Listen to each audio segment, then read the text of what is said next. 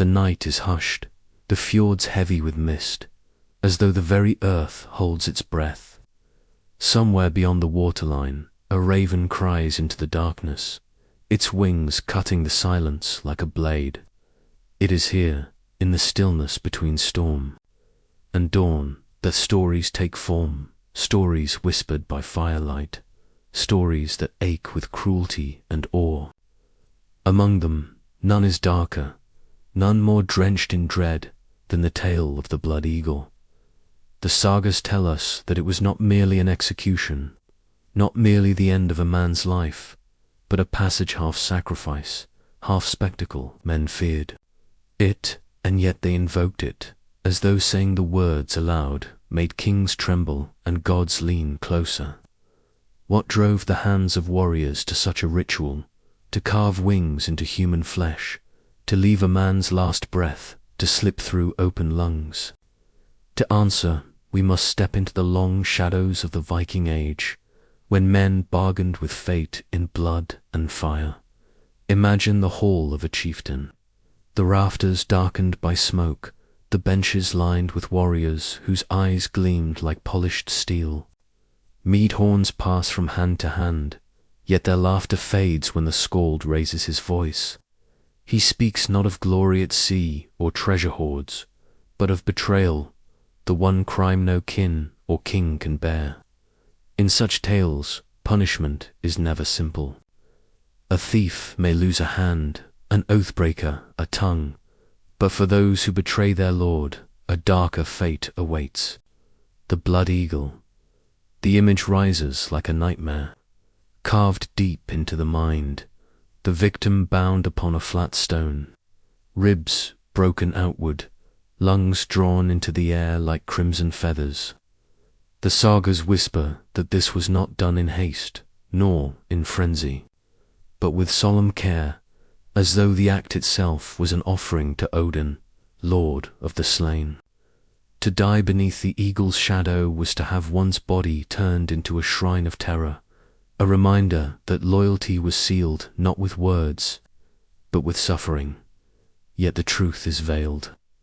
Historians and chroniclers argue, was the blood eagle ever truly performed, or was it a tale spun by poets, exaggeration hardened into legend?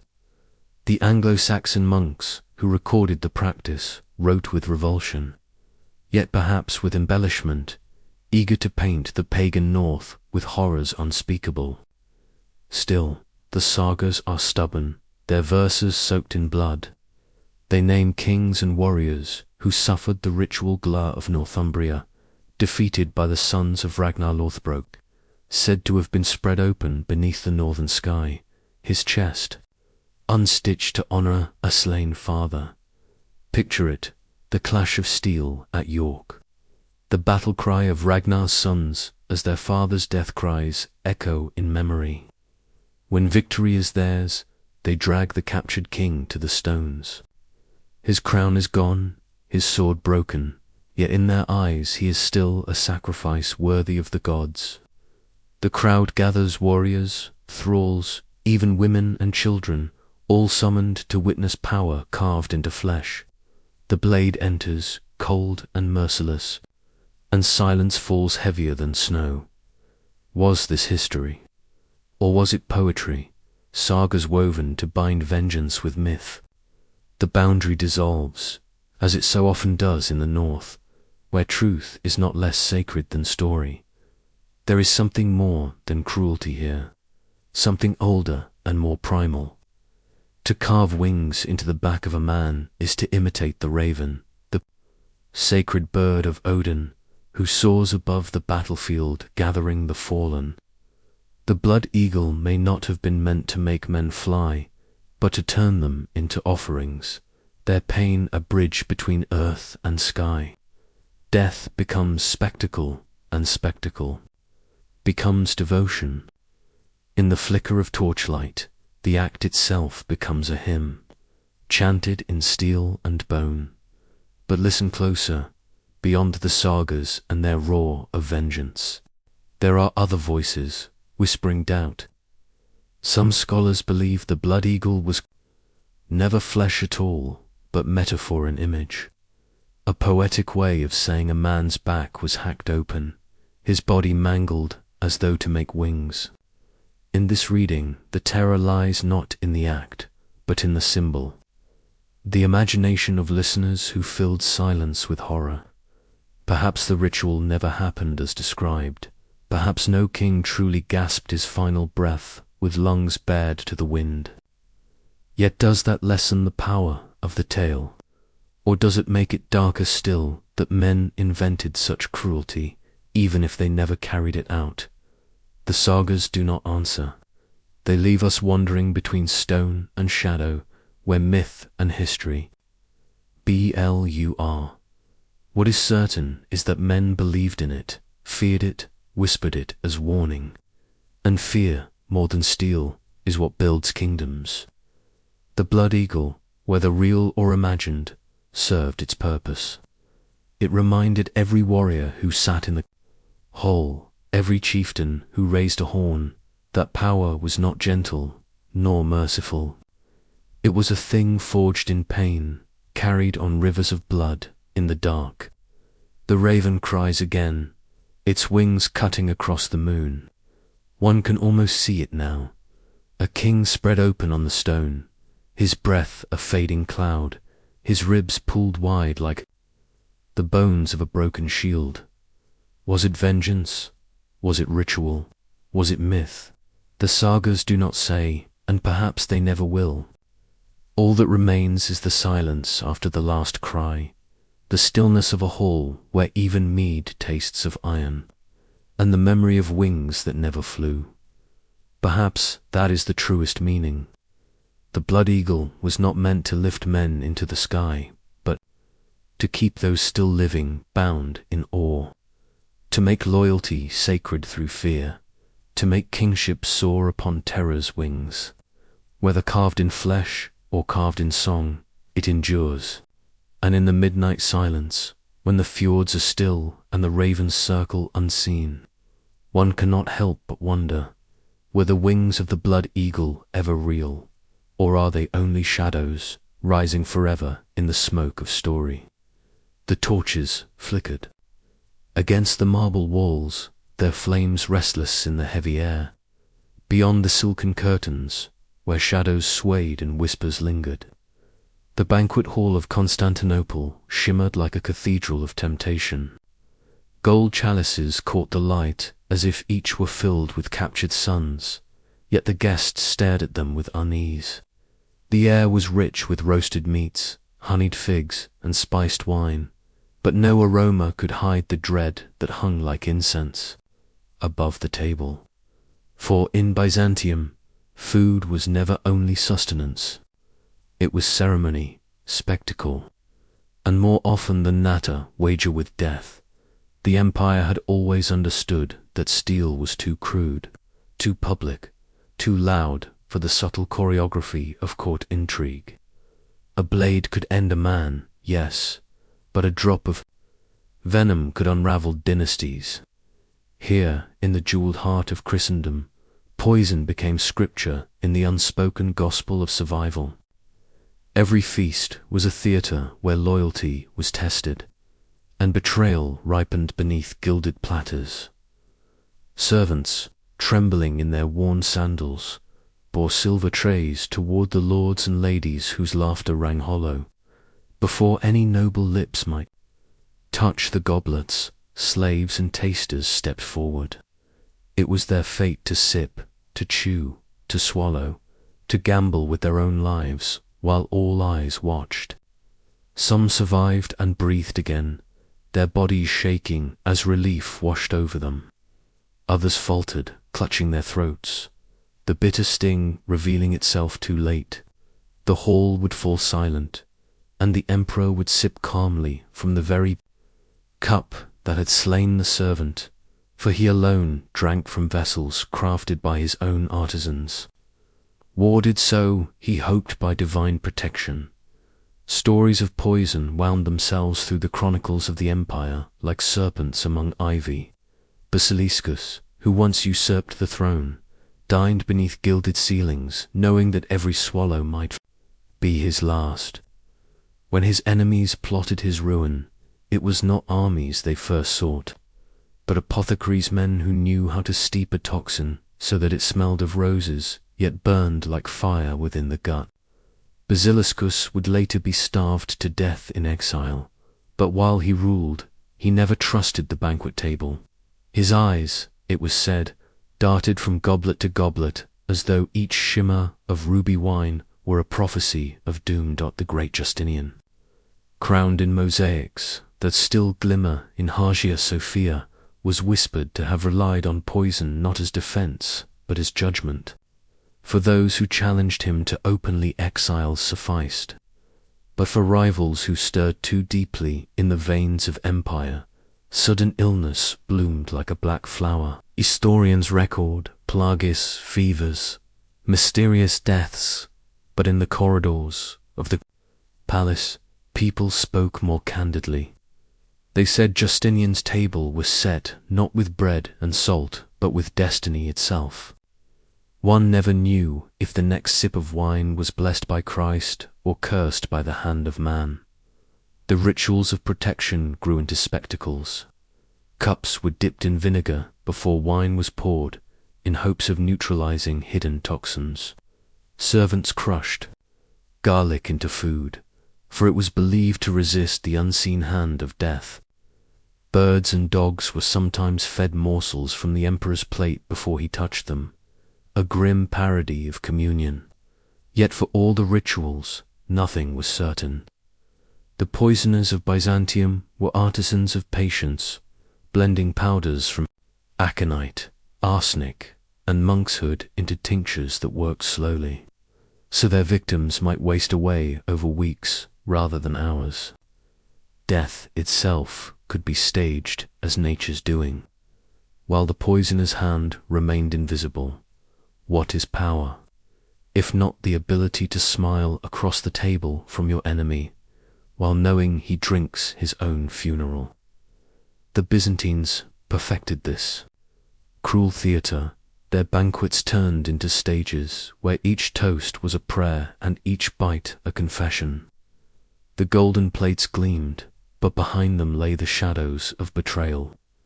It was not the clash of swords that ended most reigns, but the quiet sting of something unseen, something that could not be parried. And yet there was poetry even in the fear. Picture it, candlelight dripping in silence, mosaics glowing with holy saints overhead, and at the center a ruler who must lift his chalice with steady hands, though his heart thunders like a drum. His enemies smile, their jeweled fingers tapping the table, waiting for the slow unraveling of fate. He drinks, he breathes, he continues, or perhaps he does not. Centuries blurred, yet the poison lingered as the empire's silent signature. Byzantine chronicles mention grand councils, holy decrees, and the construction of cathedrals. But in the margins we find the darker ink, whispers of sudden deaths, of banquet guests struck down, of heirs never waking after a feast. Trust was a rare currency in Constantinople. Husbands eyed their wives, brothers doubted brothers, sons feared fathers. The very act of breaking bread became an act of defiance against fate. What, then, did this ritual teach? Perhaps it was that power is never clean, never sweet. It tastes of bitterness, of honey laced with venom, of figs that rot from the inside, though their skins gleam bright. In Byzantium, every banquet was both celebration and requiem. The music of lyres played alongside the silent dirge of mortality. The courtiers understood this truth well. One could never truly guard against poison. Not with tasters, not with rituals, not with prayers. A clever hand could always find a way, and so the fear became a bond of its own. It shaped politics, sculpted alliances, dictated who lived long enough to carve their names into stone, and who vanished into dust with only a whispered rumor for a tombstone. Tonight, if you close your eyes, you may still hear it, the faint clink of goblets in that endless banquet, the murmur of voices beneath vaulted ceilings, the shuffle of servants trembling as they taste from the emperor's plate. Somewhere in that silence, a drop of venom waits, invisible yet eternal, a reminder that in the glittering court of Constantinople, death was never at the gates. It was already seated at the table. The night speaks in whispers older than memory. A silence lies heavy upon the land, broken only by the hiss of wood surrendering to fire. In that silence, across centuries and kingdoms, a single image recurs, a widow stepping toward the pyre. She is adorned not in black, nor in the pale robes of grief, but in the richest silks, her wrists heavy with bangles, her hair perfumed with jasmine. The air around her trembles not with mourning, but with anticipation. For tonight, her body is not her own. Tonight, it belongs to the fire. The practice is called sati. To some, it was once named devotion.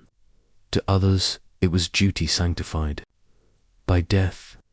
And yet, behind the veils of incense and chant, a deeper truth burns. The widow is not only following her husband to ash, she is being offered to the flame as proof of loyalty, a currency of honor in a world that demanded her silence. Imagine the courts of medieval India, jeweled halls where kings sat enthroned beneath ceilings painted with constellations. Here, love was spoken in oaths of grandeur, but grief was written in the language of spectacle. When a ruler died, his body was prepared for the Pyrrhon ancient bed of wood, oils, and spices, a funeral meant to return him to the elements. Yet, the people did not gather only for his passing. They came to witness the greater theatre, the burning of his widow. Queens, princesses, women of noble blood led through the crowd as though they were brides again, their faces painted with vermilion, their eyes downcast. Some were praised for their serenity, for stepping into flame without a tremor. Others, history records, wept and resisted, their cries swallowed by ritual drums, until their voices became nothing more than sparks in the wind. The chronicles tell of queens who leaped willingly, as if eager to escape a life emptied of purpose. They speak of others bound in cloth, carried by guards, thrust into fire while priests chanted mantras loud enough to drown out the sound of human flesh resisting its fate. Which of these is devotion? Which is despair? The line grows thin in the smoke. There are stories whispered in the shadows of palaces. One speaks of a Rajput queen, her husband fallen in battle, his corpse still warm when she was dressed in silks and gold. The kingdom praised her courage as she mounted the pyre, but those who stood closest swore her lips moved in prayer not for reunion, but for release. Another tale comes from the banks of the Ganges, where a young widow, scarcely 16, was pushed into the blaze, her anklets breaking in the struggle. The onlookers said the flames leapt higher than ever before, as if the fire itself bore witness to the injustice. Fire does not distinguish between the willing and the unwilling. It consumes all the same, and yet the flames left behind a question that outlived every ash-strewn widow. Was this truly an act of devotion, or a cruelty sanctified by ritual? The air around such pyres was thick with contradiction. Priests declared, the women purified, ascending with their husbands into the heavens. Crowds spoke in reverence of loyalty unbroken, of queens who embraced fire as a final bridal chamber. But listen more closely, and another sound rises from beneath the chants, the hush of mothers who hid their daughters, of servants who wept silently, of children watching their world reduced to flame, to those who ruled. Suttee was proof of power, a demonstration that their women were as bound by loyalty in death as in life. To the grieving widows, it was often little more than a final theft. Their bodies became offerings, their choices erased, their voices swallowed in smoke. And still the fires burned on, century after century, as if grief itself were not complete without them. In the darkness of such nights, the fires must have seemed eternal, glowing on the horizon like red stars that refused to fade. Travelers spoke of them from kingdom to kingdom. Poets wrote of widows turned into legends, their ashes mingling with kings. Yet beneath the poetry, one wonders how many of those women looked into the blaze and thought not of honor, but of all the days they would never live. There is a cruelty in demanding love at the point of death, for love, true love, does not need to prove itself in fire. It does not demand sacrifice, nor silence, nor the obliteration of the self. But in the halls of kings, where the language of honor was carved from blood and ash, devotion was not asked, it was commanded. And so the women stepped forward, one after another, into the heat of centuries. When the flames died, silence returned. Ash settled on the earth like grey snow, and the crowd dispersed, their chants fading into memory. But in the stillness after, when the embers glowed faintly and the wind carried the scent of burnt silk and flesh, one question lingered in the air. What remains of love when it is demanded by fire? The widow's strangling fires of India were more than ritual. They were symbols of power masquerading as devotion, of grief reshaped into obedience. And yet, for all their heat, they could not consume doubt. For centuries after, the stories of those women would be told, sometimes in reverence, sometimes in horror, sometimes in the quiet voices of those who dared to ask if devotion should ever require flame. The night remembers them still, in the hush of ancient temples, in the smoke-stained stones of forgotten pyres, in the whisper of wind across the riverbanks. The fire has gone out, but the questions burn on, refusing to be silenced, for love, forced into the blaze, does not ascend, it lingers as shadow, as ash, as an echo that refuses to fade. And in that echo, one may hear the truth that no ritual could hide, that grief is not fire, and devotion is not silence, and love cannot be demanded by flame. In the shadowed halls of medieval France, where the stone walls seemed to breathe with centuries of whispered prayers and betrayals, death did not arrive with quiet dignity. It came clothed in ritual, heavy with incense and the weight of ancient custom. When a king's breath stilled, when the final heartbeat faded into silence, his passing was not hidden behind veils of privacy. Instead, his body was raised as a relic, a vessel through which loyalty, fear, and reverence must flow one final time. The dead were not allowed to slip quietly into the earth. They were kissed. The ritual was stark in its simplicity and terrible in its intimacy. Courtiers, nobles, and clerics would file into the dim chamber where the monarch lay. The air was thick with smoke from beeswax candles, meant to cleanse the stench of decay, though no fragrance could truly conceal it. Draped in silks, armored in jewels, and crowned even in death, the king's body became both shrine and spectre. Some chroniclers describe how the royal flesh, already parling, sometimes swollen by sickness, drew whispers of dread. Yet still, lips pressed against it, the living kissed the dead. It was more than obedience. It was submission written in flesh against flesh. Each kiss was a pledge whispered without words, a vow to the crown even as it lay cold and unresponsive. Some men trembled as they approached, their courage dissolving in the face of mortality. There are accounts of courtiers fainting, their bodies collapsing before the bier as the realization of death's power overwhelmed them. Priests, trained to guide souls into eternity, faltered at the threshold. For to touch death so directly was to acknowledge its dominion over them all. Yet none dared turn away. To refuse was to deny not only the king, but the sanctity of the throne itself. The gesture, strange to modern ears, carried with it layers of meaning. To kiss the king was to affirm that even in death he remained more than a man, that his flesh bore the weight of France itself. The king was not merely ruler, he was anointed, chosen, God's appointed shepherd of the realm. His body, however wasted by illness, was the vessel of divine rite.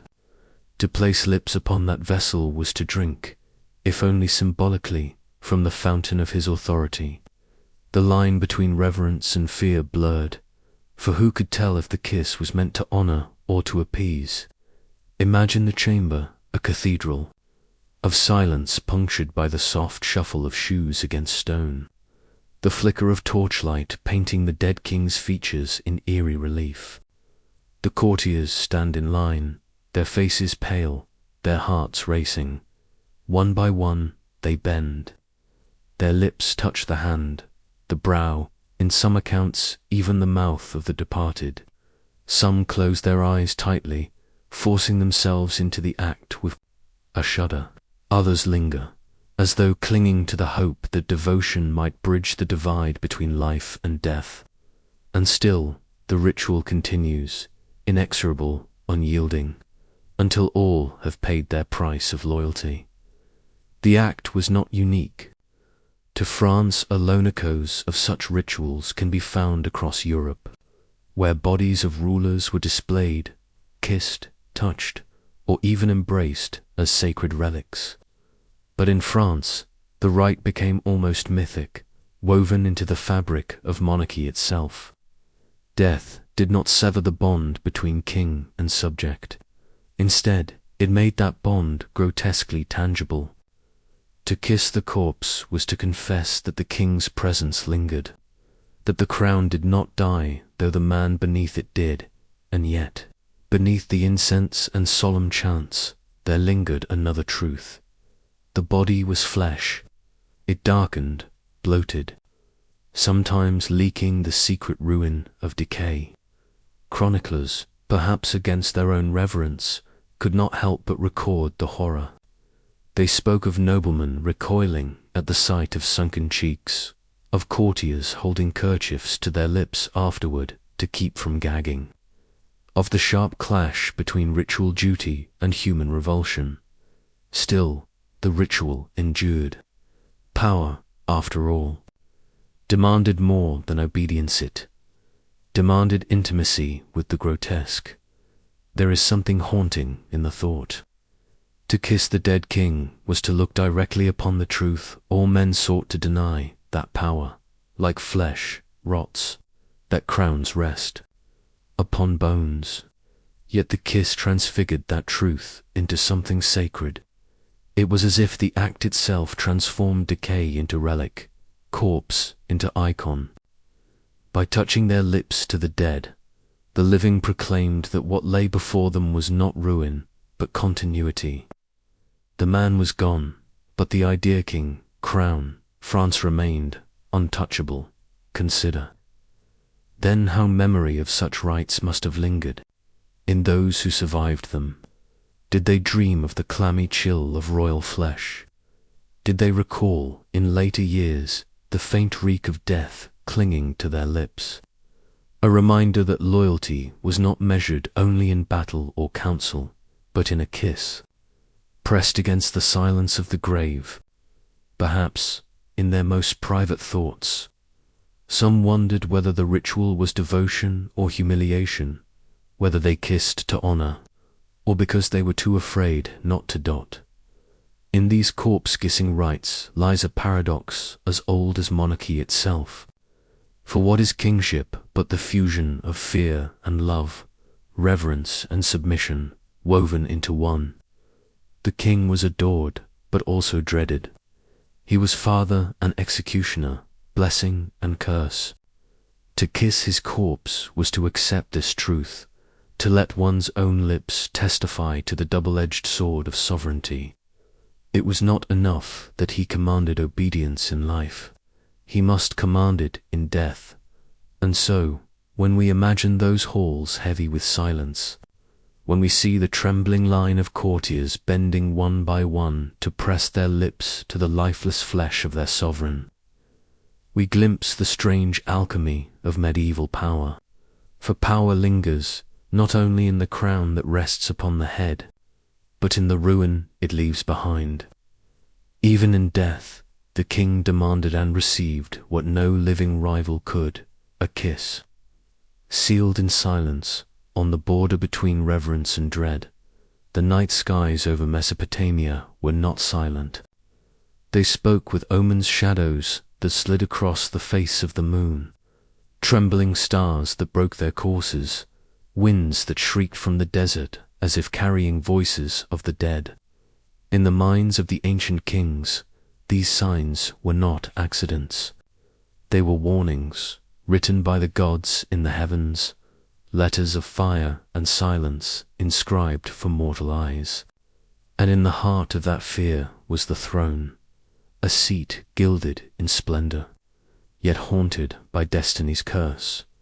The rulers of Assyria and Babylon, wrapped in robes of crimson and gold, knew that power did not protect them from doom.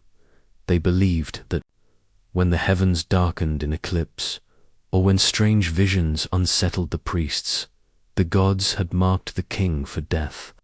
And so, within the echoing palaces of Nineveh and Babylon, a ritual was prepared, a ritual of shadows and substitution, born of terror and of reverence. The substitute king. It began with silence. Priests, with heads shaved and eyes hollowed by sleepless nights of watching the skies, whispered their findings into the ears of trembling scribes. A comet, they said, had split the night. An eclipse had swallowed the moon, blood-red in its shadow. The signs spoke of ruin. The king would fall. The land would wither. The gods had fixed their gaze upon the ruler, and nothing, not walls, not spears, not armors could break that gaze. Unless another could be offered from the narrow streets of the city, where beggars clutched their rags and farmers brought offerings of barley and dates, the chosen was drawn. A man of no consequence, but a prisoner, perhaps a farmer with debts, perhaps a wanderer with no kin. He was plucked from anonymity like a lamb from the flock, not for his virtue or his strength, but for his expendability. That man was led into the palace, where incense thickened the air and guards watched with eyes that did not dare blink. There the ritual began. The ragged man was stripped of his filth and clothed in robes that shimmered with embroidery. A crown, too heavy for his brow, was placed upon his head. In that moment, the nameless one became a king. Servants bowed to him, trays of lamb and figs and honeyed wine were set before him, and the palace musicians played their harps as if the gods themselves had arrived. He walked upon carpets dyed with Tyrian purple, and for a fleeting time he was sovereign. But beneath the gold he was still marked. The true king withdrew into the shadows of the palace, veiled and hidden, waiting out the storm of destiny. For days, perhaps for weeks, the substitute reigned. But it was not a reign of power. It was a reign of doom, an illusion whose end was written before it began. Everyone who looked upon him knew what was to come.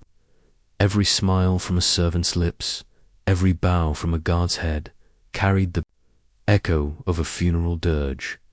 And then came the sacrifice. The false king was led outside the walls, beneath the burning sky. Priests carried bowls of water, sprinkled with cedar and cypress, chanting to the gods of fate and the underworld. He was seated upon a makeshift throne one last time, as if mocking the grandeur he had borrowed. And there, the executioner's blade fell. Blood darkened the dust, sinking into the thirsty earth. The sacrifice was not merely a killing, it was an offering. The priests whispered that the gods, seeing the false king's blood, would turn aside their anger, sparing the true monarch. The curse was transferred, like a shadow moving from one man to another, vanishing into the grave. The true king would emerge again, cleansed by the death of another, and return to his throne as though fate itself had been deceived.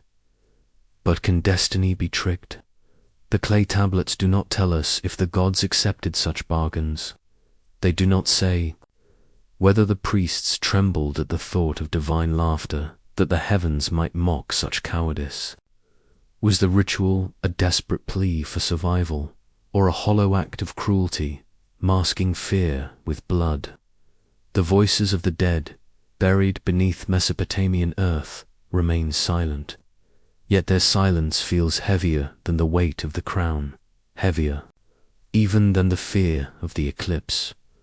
Imagine the substitute himself in those final days. Did he believe, for a moment, that he was truly king? Did the softness of the palace beds and the sweetness of the royal wines blur the truth of his fate? Or did every heartbeat ring with dread, counting down to the moment his life would be taken? Perhaps he looked upon the throne and felt the bitter taste of irony that the greatest honor in the world was only a mask for sacrifice. The ritual tells us much about the nature of kingship in that ancient land. Power was not iron, not stone, not spear. Power was fragile, suspended by threads woven in the heavens. A king was but a figure upon whom destiny rested, and when destiny grew heavy, it could be shifted onto another. The throne was both glory and curse, an altar where the king might rise in splendor or vanish into ruin, and so the rivers carried their silt. The temples rose and fell, and the substitute kings were forgotten. Their names vanished into the dust, their faces erased by time. Only the memory of their sacrifice lingers, like a shadow beneath the light of the moon. They were kings for a moment, martyrs for eternity. Their blood spilled to preserve the lives of men who feared the gaze. Of the gods, the stars still burn above Mesopotamia. The Tigris and Euphrates still whisper their ancient song. And somewhere, buried deep beneath the earth, the bones of those scapegoat kings lie still, clothed in silence more enduring than any crown of gold. Perhaps the gods took their offering, perhaps they only laughed, but the weight of their story remains, pressing against the dark, reminding us that even the most gilded throne may rest upon the shoulders of a man condemned, a man forgotten, a man who wore the robes of a king only to die in his stead.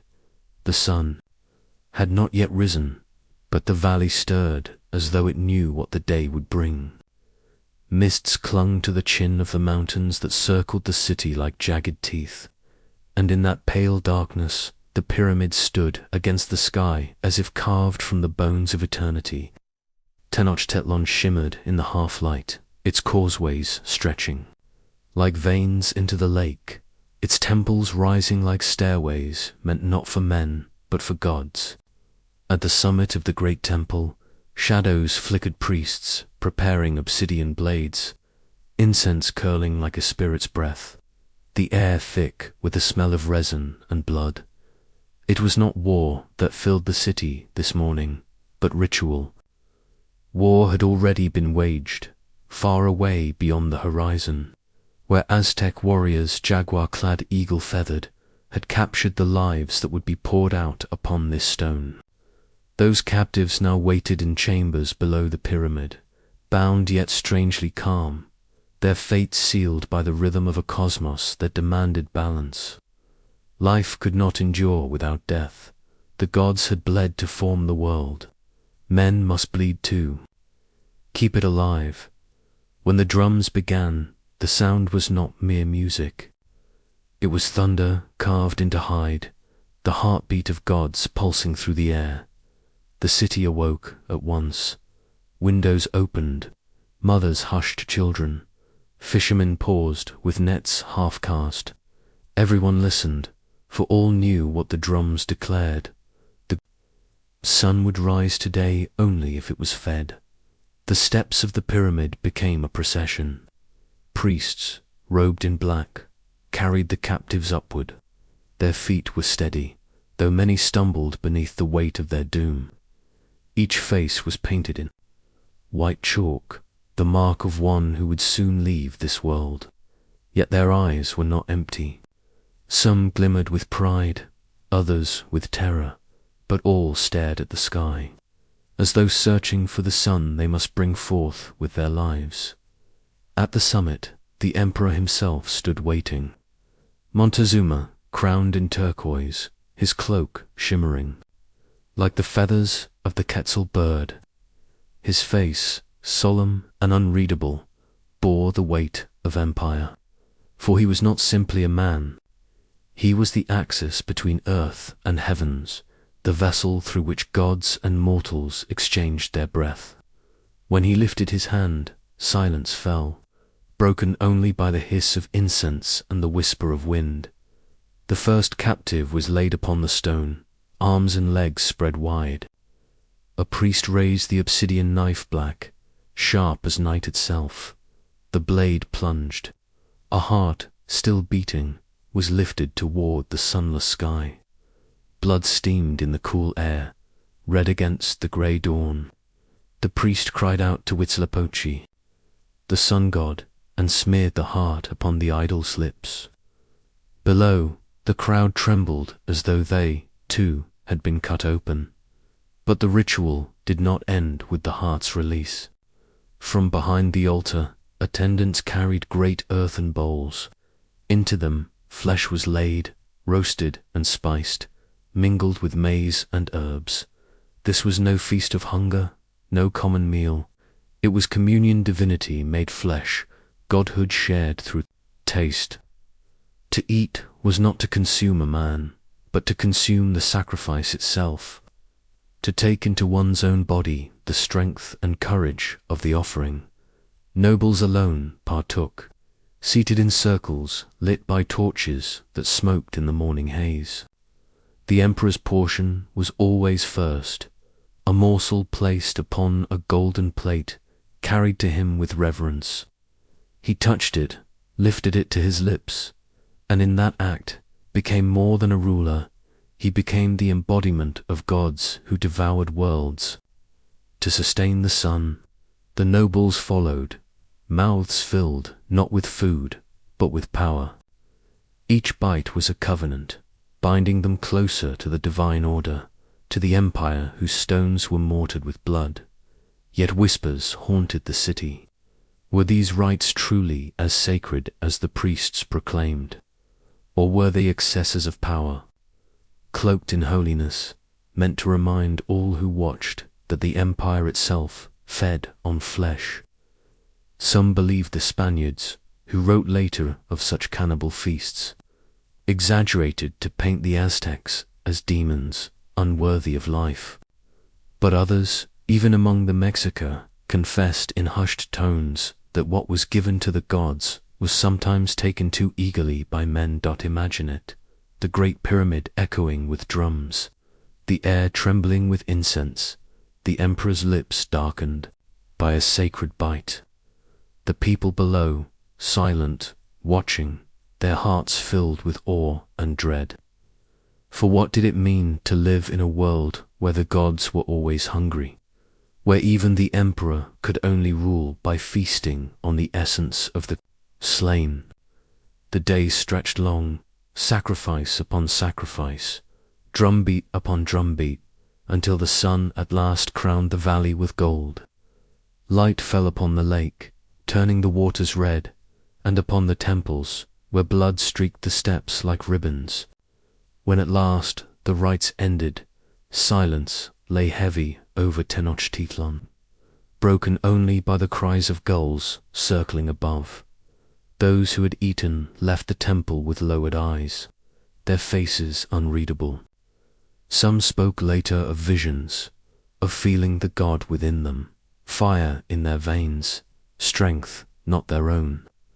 Others said nothing, as though words would profane what had been taken into their bodies, but all carried the weight of it, the knowledge that they had eaten what once had lived, that their empire endured because flesh had become food and blood had become light.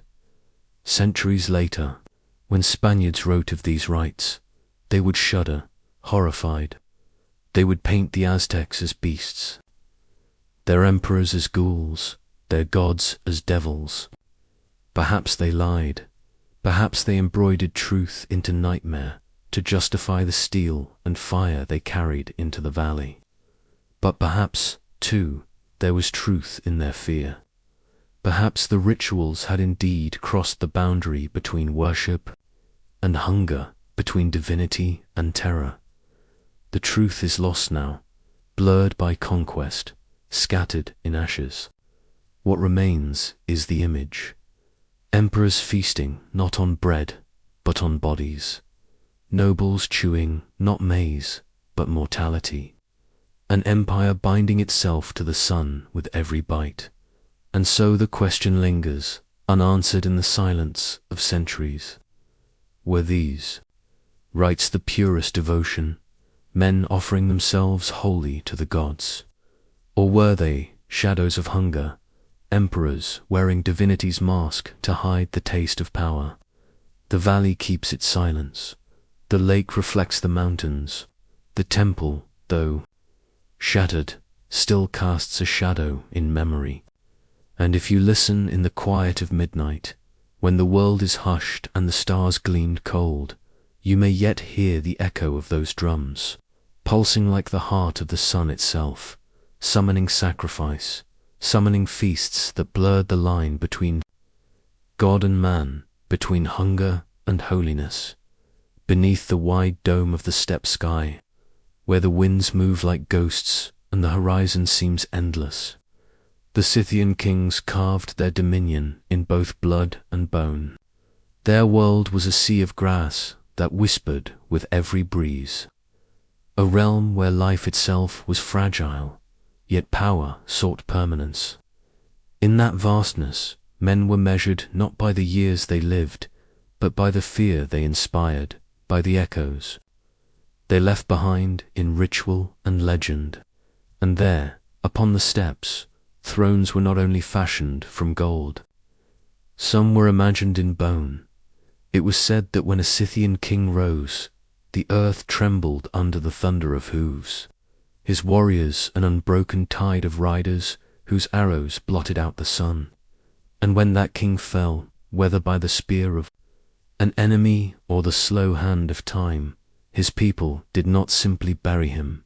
They forged his memory into eternity with ceremonies that blurred the line between reverence and dread. The living did not only mourn their sovereign, they bound his spirit into the marrow of the land, as though death itself could be conquered by ritual. Among the most chilling of these rites was the making of vessels cups, not of clay, not of bronze, but of skulls. The fragments found in the soil whisper of such things. Human remains adorned with gold, shaped into chalices that once passed between warrior and king. To drink from the hollowed dome of a vanquished foe was to claim mastery over him, to declare that his spirit had been consumed, his defiance silenced, his essence bent to serve the victor. Imagine a banquet tent upon the steppes. Furs drape the poles, firelight flickers upon bronze, and the air thickens with the scent of roasted meat and fermented mare's milk. Warriors sit in circles, their faces shadowed, their eyes glinting like the edge of drawn blades.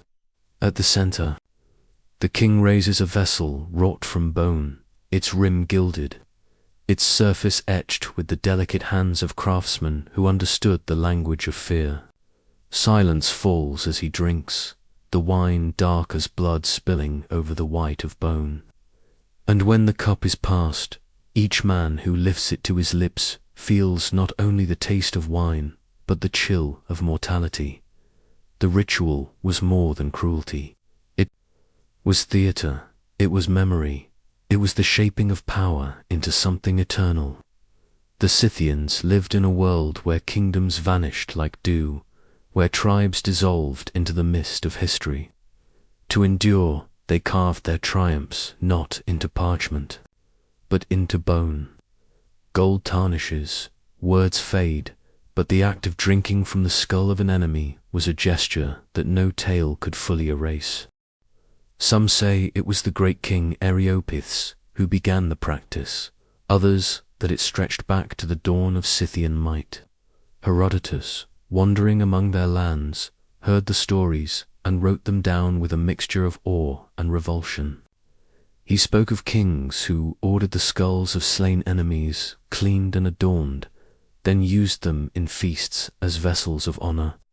Perhaps the truth was more rare than the tales suggested, but the power of the myth was itself a weapon. To whisper that your enemies drank from your skull was enough to send terror galloping through the grasslands. Archaeologists, digging through Kurgan's the great burial mounds of Scythian nobles, have found fragments that echo these stories. A shard of bone, gilded at the rim. A vessel too strange, too deliberate to be mistaken. Were they truly cups? Or symbols placed with the dead, never meant to hold wine? We cannot know. Yet the soil of the steppes holds whispers of truth and shadow alike.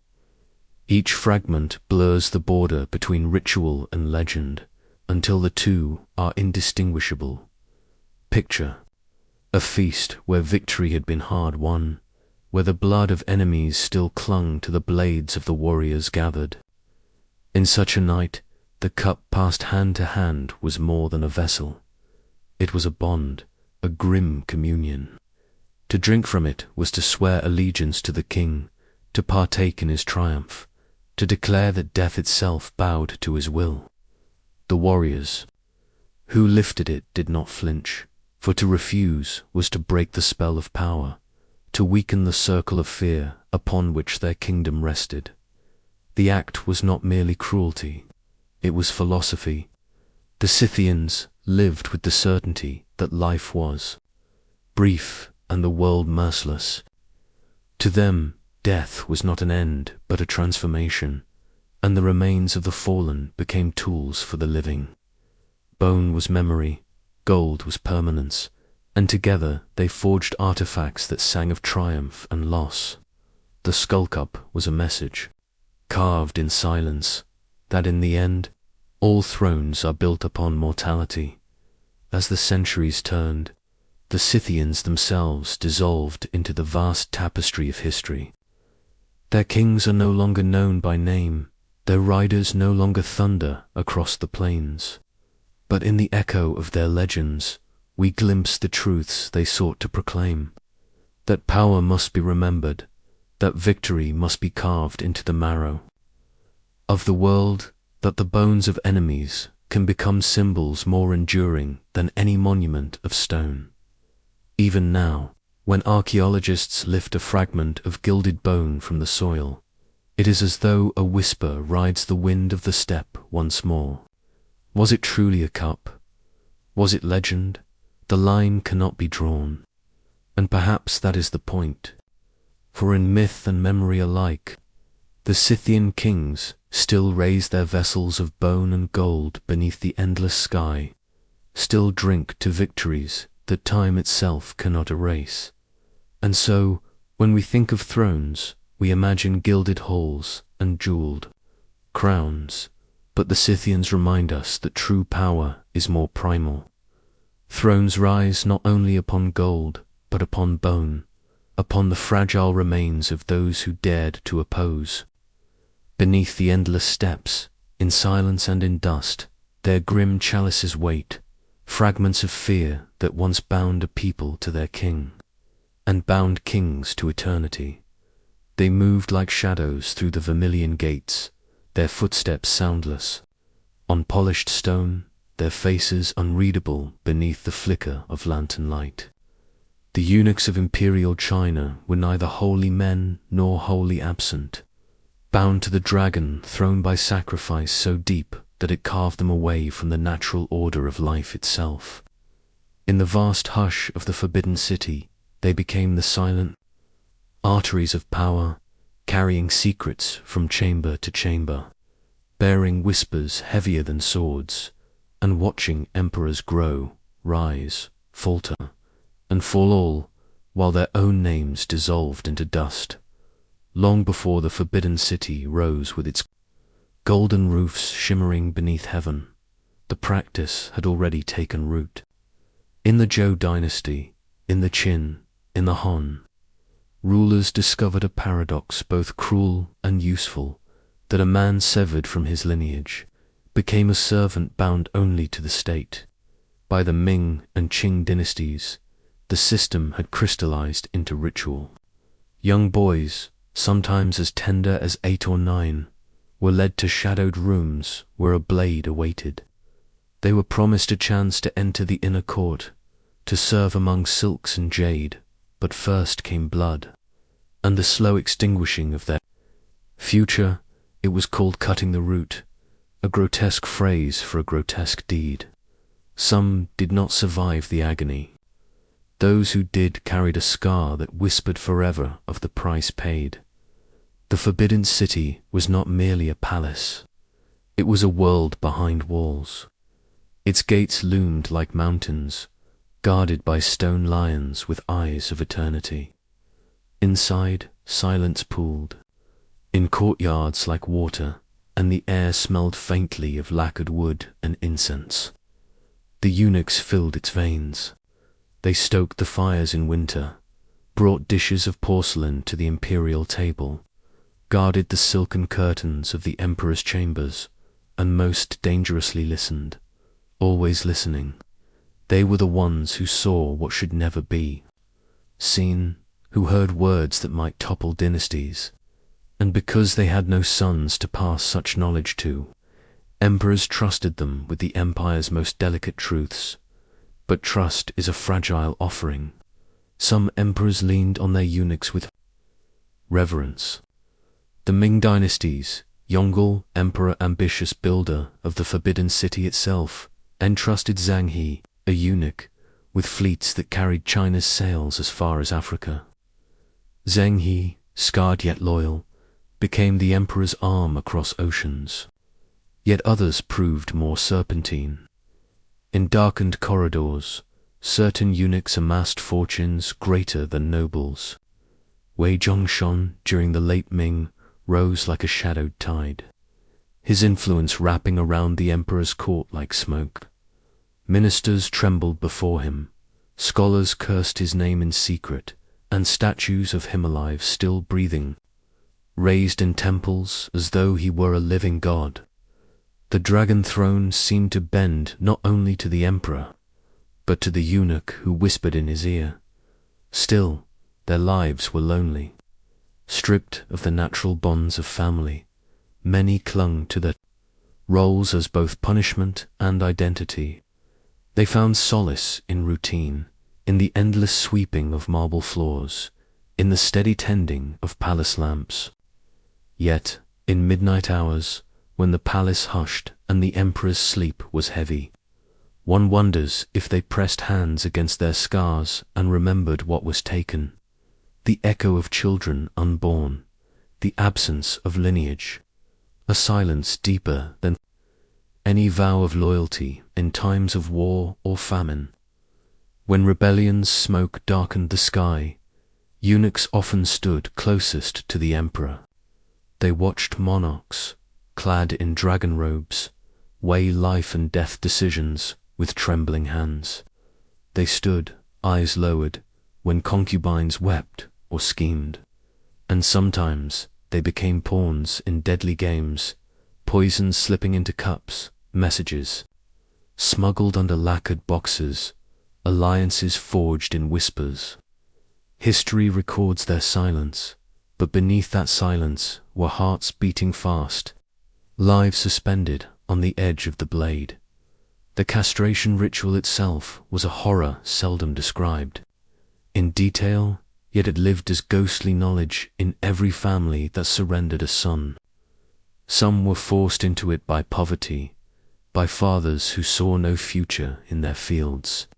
Some boys volunteered, dazzled by the myth of palace life, where jade cups and silk robes shimmered like dreams. But when the knife fell, the dream grew cold. They were sealed in jars, sometimes kept as proof, sometimes discarded, and the boys became eunuchs, their very bodies rewritten as imperial property. Those who survived carried a particular gait, a changed voice, a frailty that marked them always. Their bodies bore the sacrifice, but their silence bore the weight. The emperors themselves were not immune to the strangeness of these bonds. In the stillness of the inner court, the eunuchs were both caretakers and confidants. Some emperors confided secrets to them that they never shared with ministers. For what could a eunuch do but carry those words into the grave? Others viewed them with suspicion, seeing serpents behind every bow. And so, punishments were harsh. A whisper of betrayal might end in the stick, the lash, or worse. Eunuchs lived and died by the tide of favor, their fates written not in bloodlines, but in the trembling brush of imperial decree. Imagine, then, the stillness of their nights. A lantern guttering low, the echo of footsteps fading through corridors lined with painted dragons, the scent of sandalwood curling through the air. A eunuch standing by a door, hands folded, his eyes fixed on nothing, waiting, always waiting, waiting for the emperor's word, waiting for dawn, waiting for an end that never quite came. And when death finally arrived, many were buried in unmarked graves, their names swallowed by time, their stories reduced to rumors. Yet in truth, they were the pulse of the palace, the unseen breath behind the throne. History has remembered emperors as dragon sons of heaven, concubines as beauties of the night, ministers as stewards of state. But the eunuchs were shadows who touched everything and belonged to nothing. Their sacrifice was both grotesque and sacred, their silence a bond stronger than blood. They were bound forever to the dynasty, loyal until death, yet condemned to vanish without legacy. And so, we ask, was it devotion or cruelty disguised as order? Were they guardians of purity or prisoners of a merciless tradition? In the forbidden city, silence was louder than screams. The echo of their lives lingers still, like a soft footstep across marble, a whisper in a corridor where the emperor's shadow once fell. Their power was veiled, their suffering hidden, their loyalty written, not in ink, but carved into flesh. For beyond the gates of the forbidden city, where the world forgets, they remain phantoms of sacrifice, eternal servants in the hush of history. They rode under a moon that seemed carved from bone, its pale light spilling across the endless steppe. The wind was sharp, carrying the smell of frost and the faint iron tang of blood that clung to memory more than to air. In that silence, broken only by the hoofs of horses, the Mongol Empire whispered its most terrible truths. For when the Khans sent forth their messengers, their words were not carried merely by voice or parchment, they were borne by the flesh of men, their fates chained to the will of the eternal blue sky. And woe to the one who faltered, who disobeyed, who returned with dishonor. His body would not remain whole. His punishment was not only death, but a lesson etched into severed limbs, a warning more lasting than ink upon paper. The Mongol Empire stretched wide, wider than the mind could hold, from the forests of Rus to the deserts of Persia, from the mountains of Cathay to the Black Sea's restless waters. Yet it was held together not by gentle treaties or tender oaths, but by the rigid cords of fear and loyalty. And fear, in the hands of the Khans, was sharpened into a weapon as precise as the curve of their swords. Envoys, emissaries, heralds, those who bore the word of the Khan were sacred, their mouths carrying commands as though the Khan himself spoke. To betray that sacred trust was to rend the very sinews of empire. There are chronicles that murmur of the punishment, spoken low as if the earth itself might recoil at the telling. A messenger, accused of cowardice, perhaps of failing to deliver his burden with haste or honor, was not simply slain, his body was unmade, limbs severed sometimes, tied to horses and dragged across the plain until flesh separated from bone, until form itself became dust. In some tales, the parts were gathered and delivered to his kin, not as a kindness, but as a scar carved into memory. The message was clear. Loyalty is life. Disobedience is dismemberment. Even in death, the messengers still carried the Khans. Word his body became the proclamation. Such was the design of Mongol terror. Punishment was never a private affair. A blade to the throat in silence was not enough. No, the Khans required spectacle. For what use is fear if it does not echo? The punishment had to travel farther than the man himself, farther than his horse, farther than the reach of his shadow. To silence dissent, it must be scattered, like the bones left whitening under the sky.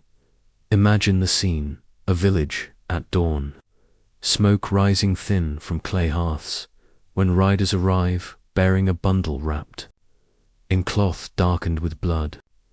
It is laid before the family, before the people, fingers, an arm, a severed head. This was not merely death. This was a lesson. See what becomes of those who falter in the service of the Khan. The cries of the family were swallowed by the steppe winds, but the story did not vanish. It spread faster than fire, carried from tent to tent, tribe to tribe. Each telling deepened the terror, until obedience was carved into the marrow of all who heard. Some envoys of enemy lands met the same fate. For while Mongols demanded protection for their own emissaries abroad, when insulted or denied, they answered with cruelty so vast it became legend. A tale is told of envoys sent to the Shah of Gruesome. When the Khan's messengers were seized and executed, it was not just war that followed, it was annihilation. Cities burned, their stones blackened, their streets flowing with blood. The message was carved in fire and ash. The Khan's word is sacred, and those who tear its messengers apart will themselves be torn apart. Retribution was not swift, was eternal, but even within the empire, the punishments were not merely for vengeance, they were ritual. To dismember a body was to strip a man of unity, to scatter his loyalty across the dust. His form, once whole, now mirrored his betrayal, broken, incomplete, lost to the winds. The Mongols believed that the body, disfigured, carried dishonor into the afterlife. Thus the punishment reached beyond death, denying the condemned both dignity and eternity. And so the Khans ruled not only with armies of horsemen, but with phantoms of terror. Every rider on the steppe knew the cost of faltering. Each command was carried as though it weighed more than gold, heavier than life. Even silence held menace, for behind it loomed the shadow of a dismembered envoy, eyes unseeing, mouth open as if forever trying to finish the words he had failed to deliver. Yet, in the stillness of midnight, questions stir. Did these acts forge unity, or did they forge silence, too deep to breathe? Were men bound to their Khan by loyalty, or by the memory of severed kin, of limbs returned in sacks? Was the empire's strength born of devotion, or of dread so heavy it bent the spirit like grass beneath a storm? The chronicles do not answer. They record only fragments, like bones scattered in sand.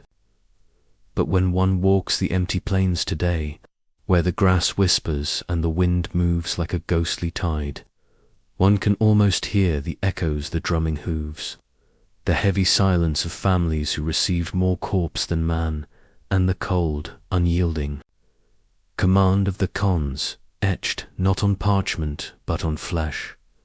The Mongol Empire was built on speed, yes, on horses and bows, on the skill of riders who could strike like a storm. But beneath the thunder of conquest lay a quieter foundation, fear, sharpened and polished until it gleamed like steel. Dismembered messengers were not accidents of cruelty. They were pillars of power, monuments made of flesh and blood, teaching lessons no one dared forget, and so the empire advanced, its banners streaming against the endless sky, its riders carrying commands across continents. Behind them trailed the silence of those who had failed, silence made permanent, silence carved into pieces. Bones beneath the grass, ashes beneath the sky, the empire moved forward, tireless, unbroken, its breath carrying the memory of those who had been torn apart. To disobey the Khan was to lose not only life, but form, not only voice, but presence. The body scattered, the spirit silenced. The lesson endured, whispered through centuries. The Khans did not merely demand obedience, they demanded wholeness. And those who broke faith were broken themselves, until nothing of them remained but dust, and the empire rode on. The castle stood like a shadow carved into the Hungarian hills, its turrets catching the pale light of the moon, its stones blackened by centuries of frost and whispered rumor. To walk its halls was to step into a place where silence weighed heavier than words, where every candle flame trembled as if it knew the secrets it illuminated. The wind carried with it a hollow cry that might have been nothing more than the winter's voice saw something older, echoing from the chambers where Countess Elizabeth Bathory once ruled. The tale begins, as such tales often do, with beauty. Elizabeth was born into one of the most powerful noble families in Hungary, her bloodline woven through generations of lords, soldiers, and monarchs. She was spoken of as striking even in her youth, a woman whose pale face and dark hair gave her the appearance of a raven against snow. But beauty in those days was more than vanity, was power. To be admired was to wield influence, and Elizabeth, by the time she was wed into further nobility, understood that beauty might serve her, as well as armies ever could. Yet beauty is a fleeting companion. The mirror is a crueler ruler than any king, for it strips away years without mercy. In the legend, it was said that one day a servant girl displeased the countess, and Elizabeth struck her in anger. A spatter of blood touched her skin, and as the tale insists, she thought she saw her own flesh appear more radiant where the crimson stained it. From that moment, a terrible thought took root, fragile as a seed at first, but destined to grow into a forest of horror. The castle doors closed tighter. Servants whispered that girls from the villages who entered did not leave. Some claimed the countess lured them with promises of work, others that noble families offered their daughters as pages, seeking favor with the lady of the house.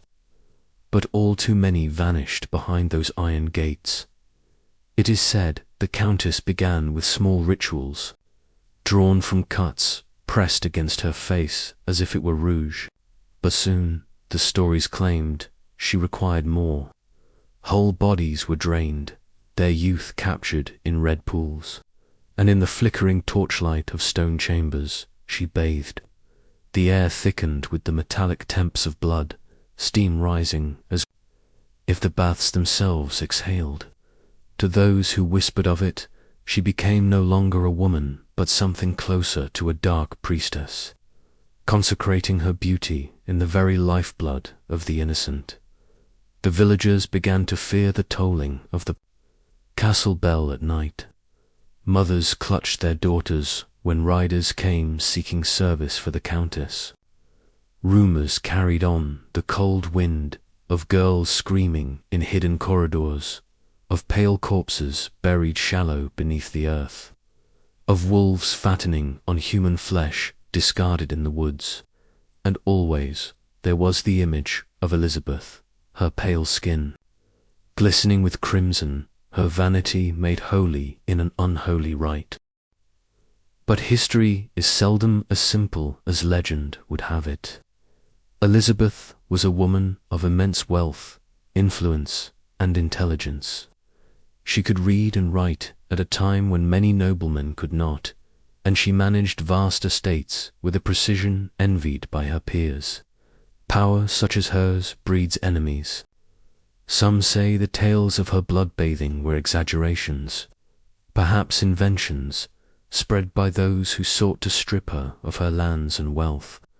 To paint a noblewoman as a monster was to justify her downfall. And yet, why do the legends cling so tightly, even centuries later? Why does her name stir unease, as though her shadow still moves across the castle stones?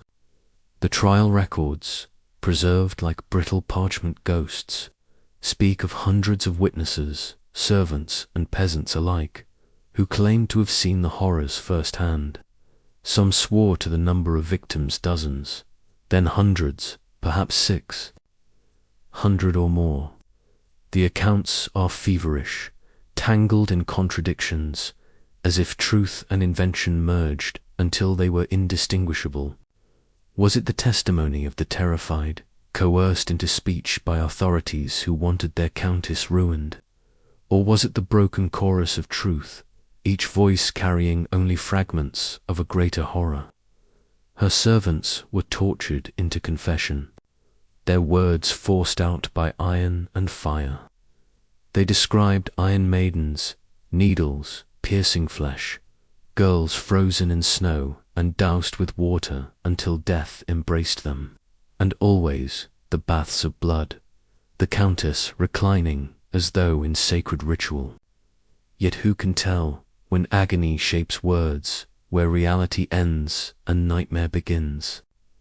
When the crown moved against her, Elizabeth's power could no longer shield her. She was not executed, for her bloodline was too noble for the gallows.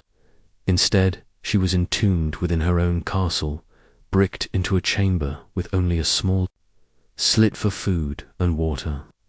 The legend says she lingered there, pacing in silence, her beauty withering as the years drained from her like blood from a wound. One winter night in 1614, the chamber was found still, her body lifeless, her secret rituals silenced at last. Yet death did not end her story. It was only then that her myth was truly born. She was named the Blood Countess, the vampiric queen of Hungary, her name forever entwined with the idea that nobility, unchecked, may feed upon its own people. Whether she was guilty of such atrocities or merely the victim of a conspiracy, the image remained, a noble woman bathing in blood, gazing into crimson waters as though into a mirror, seeking eternity. Even now, the ruins of Cactus Castle stand, their stones overgrown with moss, their corridors silent. Travelers say the air grows heavy there, and that in the dead of night, one can hear the faint trickle of liquid echoing against stone, though no fountain runs. The earth remembers what humans try to forget, and when the moon glances pale across the broken walls, it is said one might glimpse a white figure moving in the shadows, her face ageless, her eyes cold as glass. The tale of Elizabeth Bathory lingers, not because we know it to be true, but because it speaks to something deeper, something primal. The fear that those we trust to rule us may turn predator, that power may consume the powerless until even their blood becomes tribute.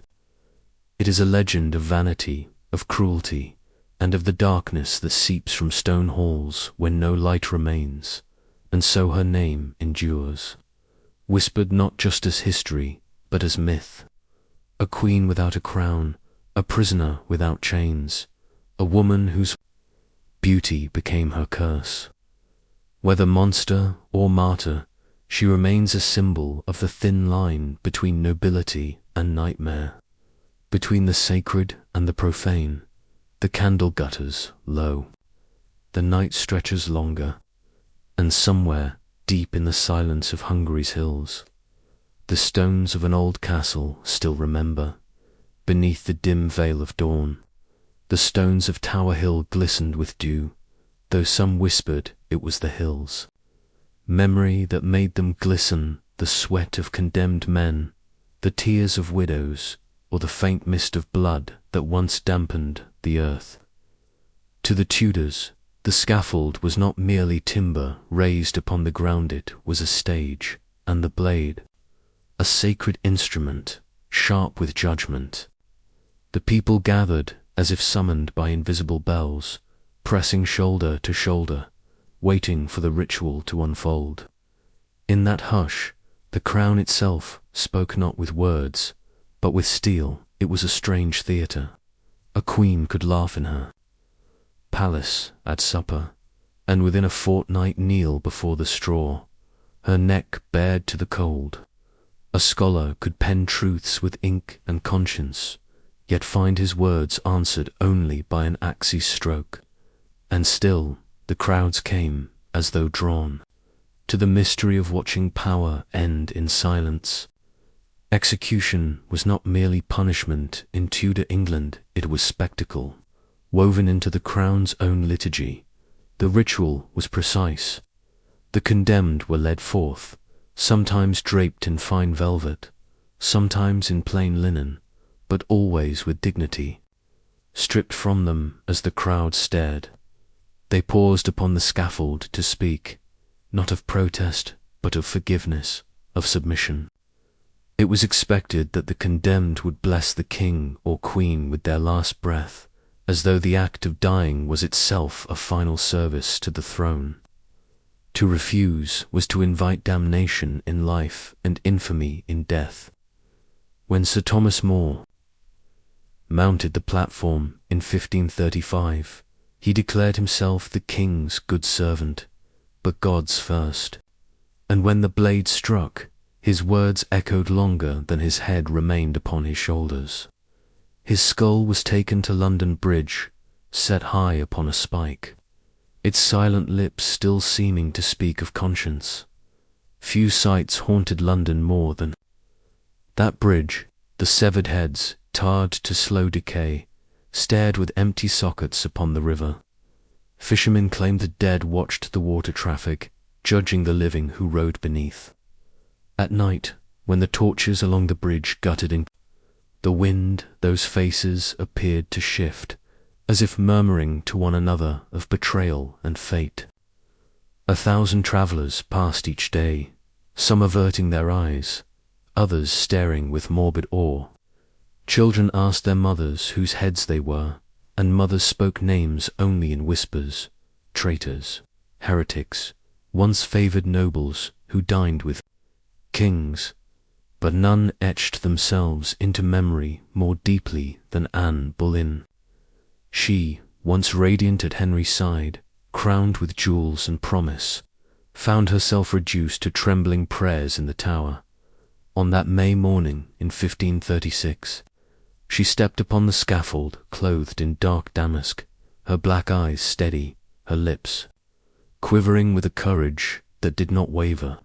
She forgave her executioner, prayed for the king who had abandoned her, and laid her neck upon the block. The French swordsman, summoned for his swiftness, lifted his blade. not an axe, but a sword, and in one clean stroke ended her reign, her laughter, her hopes. When her head was held aloft, the crowd gasped, as though love itself had been severed. Her face, once the most beloved in England, became another mask of death upon the bridge. And then came Lady Jane Grey, the 9 Days' Queen, who never sought the throne, yet found herself its victim. A girl of 16, pale and slight, she walked to the scaffold in 1554 as though she were attending a church service. Her hands clutched a prayer book. Her lips spoke softly of Christ. When she knelt, she could not find the block, blind beneath the blindfold, and her voice broke. "What shall I do? Where is it?" The executioner guided her trembling hands. The crowd hushed as the blade fell. Those who watched swore that never had innocence looked so sorrowful, nor ambition so cruel. The Tudors understood this, that death upon the scaffold was not merely the erasure of an enemy, but a mirror held up to the people. It was both a warning and a sermon. Each head upon a spike whispered, "Loyalty is fragile, power is fleeting, the throne devours its own." The pageantry of death was carefully staged, for the crown knew that fear must be visible to be lasting. Yet beneath the spectacle lay something darker still, the silence after the blade, the absence where once there was laughter, counsel, or love. Families were left with empty chairs at their hearths, lovers with unanswered prayers. In the night, widows traced the outline of beds grown vast and lonely. The ritual did not end upon the scaffold, lingered in households across the realm. In memories that would not fade, some whispered that the heads upon London Bridge were not merely warnings, but guardians, that their watchful gaze kept the city safe, their mute judgment holding chaos at bay. Others said they cursed the very crown that condemned them, their silent presence, a reminder that no reign was unchallenged, no power eternal. Perhaps both were true, and so, generation after generation, Londoners passed beneath those grim relics, children pointing, lovers shivering, old men muttering prayers. The spectacle of Tudor executions became part of the city's very breath. For to live in that age was to know that glory and ruin walked hand in hand, that the crown was balanced upon the sharpest of blades. Even now, if you walk the stones of Tower Hill at twilight, you may feel at the hush of crowds long gone, the faint echo of prayers whispered before the fall, the sigh of heads lifted high upon spikes, watching, waiting. The axe is gone, the scaffold torn down, the bridge swept clean, but the memory lingers like a shadow on the river, a dark reflection of power and its price. In Tudor England, execution was not merely an ending. It was theatre, sermon, and spell. It was the crown's sharpest tradition, the stage upon which queens wept, martyrs prayed, and traitors trembled. The axe spoke where words failed, and silence followed where love had once been. And in that silence, the kingdom itself was bound together, not by loyalty freely given, but by fear sharpened into ritual. The wind at such heights does not whisper, it moans, hollow and eternal, carrying with it the echoes of prayers long forgotten. High upon the Andes, where the air thins until each breath feels borrowed from the gods, the Inca Empire raised its most terrible offerings. Not gold, not jewels, not blood spilled on the battlefield, but children, perfect children, innocent children. For the Inca believed that only the purest of souls could reach the ears of the sun. It was called Copacoca ritual, both sacred and unspeakable. The empire stretched its long hand across mountains and valleys, and from distant villages the chosen were summoned. They were not ordinary children. They were selected for their beauty, their perfection, their unblemished skin and noble bloodlines. To be chosen was an honor, yet it was also a sentence. Parents wept behind veils of silence, torn between pride and despair, for their child would ascend higher than any mortal, but would never return. Imagine the procession, priests cloaked in brilliant woven garments, their sandals crunching over volcanic stone, leading a child draped in finery. He or she might carry a small llama figurine carved from silver, or a shell from the distant sea, symbols of wealth and eternity. At their side, soldiers marched with solemn eyes, for even warriors felt unease in the shadow of such rituals. The child, young enough to be led, old enough to understand, gazed upward to the horizon where the white-tipped peaks rose like the teeth of the earth. Before the climb, they were prepared with care, as though for a royal wedding rather than a burial. Their hair was combed and braided with threads of bright colors, small crowns set upon their heads. They were given coca leaves to chew, maize beer to drink, their senses softened by the weight of ritual intoxication. This was no hurried slaughter.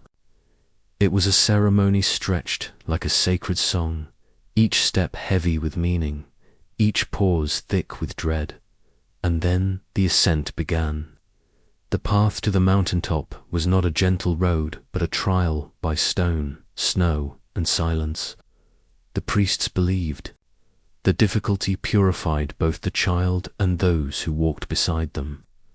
Higher and higher they climbed, until the valleys below shrank into mist and the sky itself seemed to bend close, watching. The cold bit into skin, yet the children were swaddled in alpaca cloaks, their bodies preserved for what was to come. The gods demanded perfection, not frozen corpses twisted in agony, but eternal statues of peace. At the summit, the altar was not of marble, but of ice and sky. There, amidst the howling winds, the ritual reached its end. The child was offered. Maize beer once more, their tiny hands trembling as the liquid touched their lips. They were led into a shallow tomb carved in the snow, surrounded by offerings, miniature statues, sacred textiles, animals crafted of gold. The earth was there, coffin, the mountain, their shrine.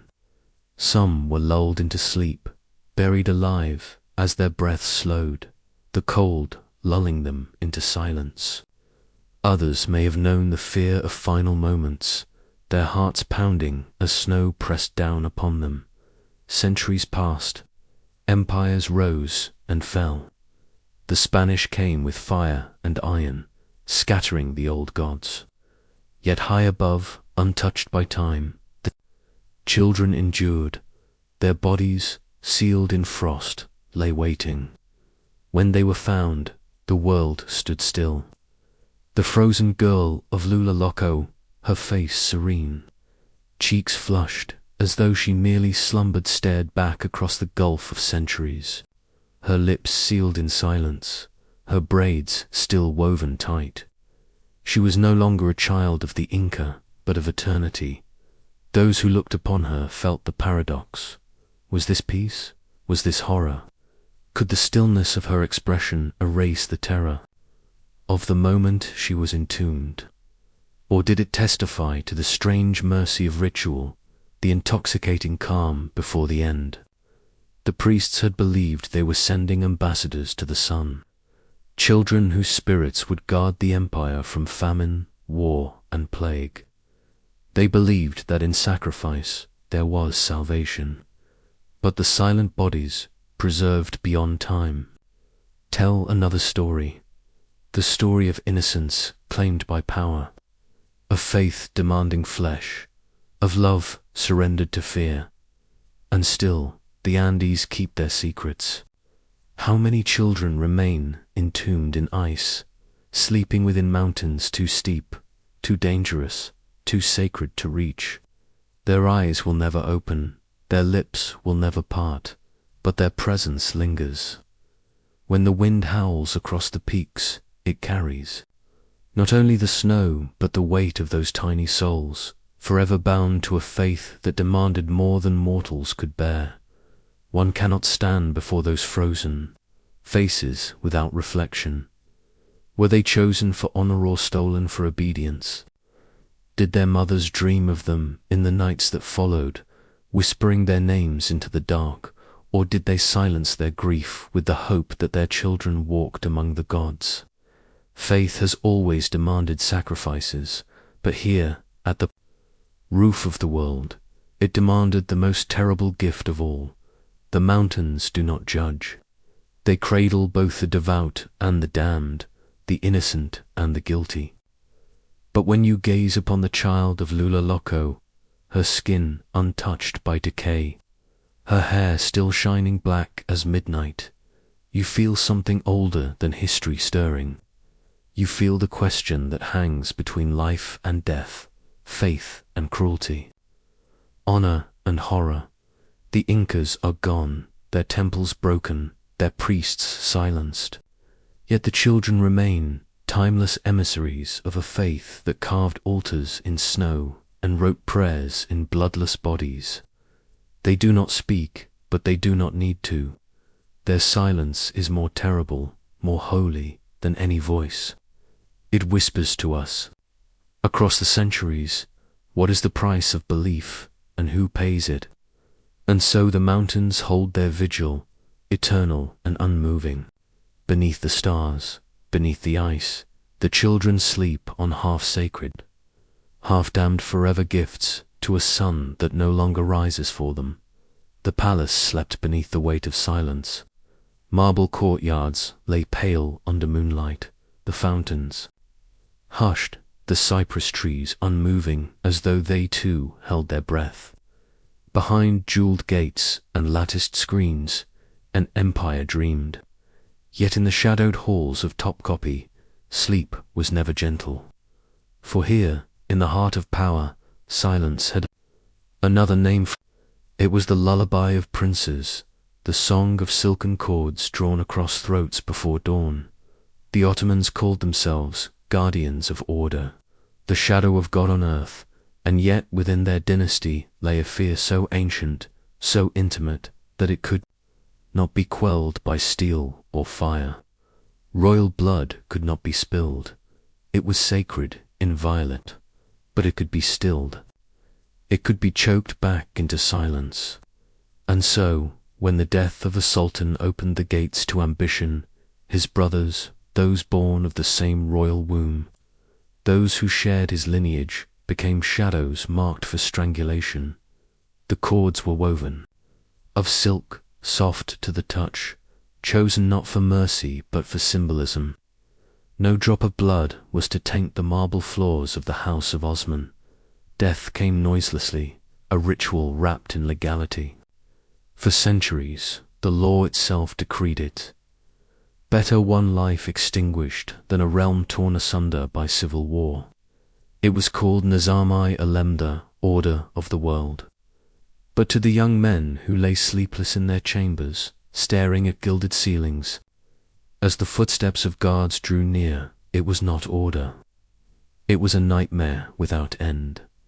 Imagine the prince, no older than 20, pacing barefoot across cold tile as dawn approached. His breath quickens at the whisper of sandals along the corridor. The eunuchs approach, their faces unreadable, their hands carrying a cord as soft as the sash he once wore in boyhood. Perhaps he falls to his knees, tears staining his lips as he begs for mercy. Perhaps he curses the empire that makes brothers, executioners, and ghosts. Or perhaps most haunting of all, he says nothing at all, accepting the silken noose as though it were a crown, surrendering to history's command, with unbroken silence. The chronicles speak little of their faces, their last words, their trembling hands. The Ottomans recorded only the order, the legality, the neat line that declared, thus was the prince executed and peace restored. Yet if one leans close enough to the stones of the palace walls, one may hear the echoes, the muffled gasp, the scrape of heels on marble, the final exhalation swallowed into darkness. These were lullabies of empire, whispered not to soothe but to silence. The gilded cage became their inheritance. Known as the caves, it was a chamber within the palace, where princes were kept once a sultan ascended. No swords, no armies, no ambitions, only books, tutors, and the quiet knowledge that each heartbeat might be the last. Some princes aged into shadows, pacing those narrow halls for decades until madness claimed them. Others wasted away, there, bodies intact but their spirits extinguished by waiting. They were heirs in name, prisoners in truth. Every knock upon the door could be death come at last. Consider Sultan Mehmed III, who, upon ascending the throne in 1595, ordered the strangulation of 19 of his own brothers in a single night. 19 boys and young men, each carried out like lambs to slaughter, their bodies folded into silence so that one man might reign unchallenged.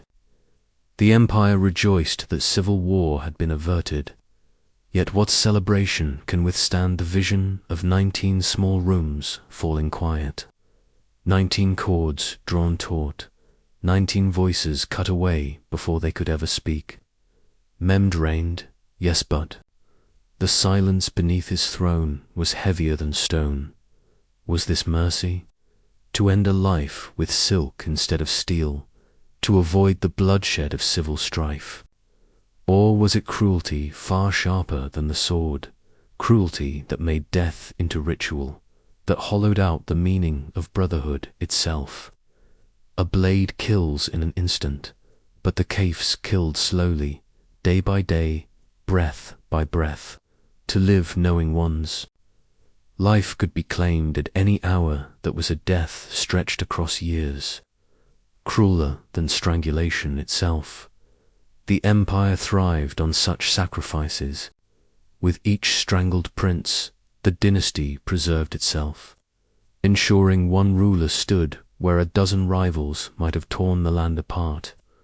The people praised the wisdom of their sultans, never glimpsing the eyes of the boys pressed into shadowed corners, praying to survive the next dawn.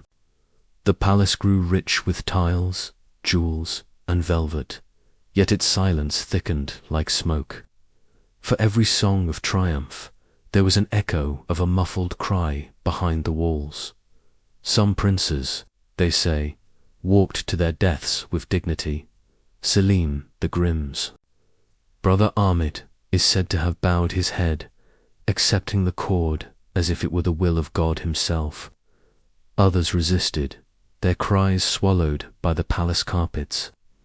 None were remembered as men, only as shadows whose absence permitted empire to stand. The silence of their passing became the silence of the court itself, where even laughter seemed to tread lightly, afraid to wake the ghosts of princes past. The people of Istanbul told stories in hushed tones. Mothers warned their sons that even silk could kill. The golden cages were prisons no less than iron ones. Poets wrote of roses blooming in gardens, watered not with blood but with breath stolen too soon. And always the question lingered in the dark. Was this mercy or the deepest cruelty? Time softened the practice, and later centuries saw fewer brothers strangled. Yet the memory remained etched into stone, into law, into whispers carried across. The Bosphorus, the Ottomans called it necessity. The world called it barbarity. But within the palace, the truth was quieter. It was fear. Fear of brothers, fear of sons, fear of ambition that could split an empire in two. And so, silk became stronger than steel, and silence more potent than blood. Tonight, if one were to walk beneath the cypress trees of Topkapi, one might still feel that silence. The stones remember. They carry within them the weight of unspoken words, of breaths cut short, of eyes that closed without ever seeing the world beyond the palace walls. No names, no voices, only chords, woven smooth, binding an empire together at the cost of its own sons. And so the story ends, not with a cry, not with a clash of swords, but with silence, the silence of silk drawn tight, the silence of a dynasty, preserved through breathless airs, the silence of lullabies no mother would ever sing. The Ottoman throne was never built on blood. Alone it was built on silence. And silence, heavier than any crown, endured beneath the vaulted halls of ancient Persia, where torchlight flickered against walls of carved stone and incense curled in secret patterns toward the heavens. There was a ritual whispered of more often than it was recorded. The people called it a feast, yet it was no ordinary banquet of wine and roasted meats. It was a gathering where life itself was wagered, where every goblet, every morsel carried the weight of death. It was said that when a king of Persia grew frail, when sickness crept into his bones and his voice faltered beneath the weight of his crown, the court prepared a feast of shadows, the death banquet. The night began not with celebration, but with silence, a hush so thick that even the sound of sandals on stone seemed a trespass. Slaves laid out silver platters, heavy with fruit and steaming bread, lambs seasoned with saffron, bowls of pomegranates bursting like wounds upon the table. Yet among these offerings lingered something more sinister. Some claimed that blood from a sacrificed beast, other times, it was whispered, from a condemned man was stirred into the stews. The belief was that blood, being the vessel of spirit, could trick fate. By mingling the lifeblood of another with the food, the illness of the king might be drawn away, absorbed into the feast, dispersed among those who ate. But the truth of these rites was darker still, for the nobles who gathered at the king's side did not come merely as companions. They came as vessels, as shadows of his mortality. They would eat from the same plate, drink from the same cup, as though their bodies could shoulder the king's sickness, bearing it away from him and into themselves. A single banquet could decide the fate of an empire, whether the king would rise renewed or whether his courtiers, loyal or unwilling, would wither in his stead. Imagine the scene, the great hall dimly lit, its marble floor veined with candlelight, its walls echoing with the faint chords of the centaur, played not for joy but for mourning. The ruler reclines at the head of the table, pale, his breath shallow, while around him sit his ministers, generals, priestmen who command armies and shape laws, yet now tremble before the unseen hand of fate. Each bite they take is laced with dread. Each sip of wine might be salvation or damnation. Some records, scarce and half erased by time, speak of nights when the banquet seemed to work.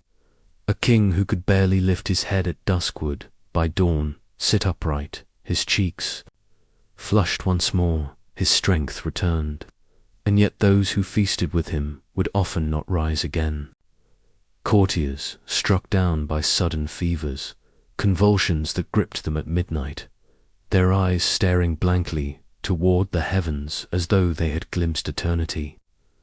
Was it truly the king's sickness passing into them, more had the meal been laced with poison, a subtle purge of rivals disguised as ritual?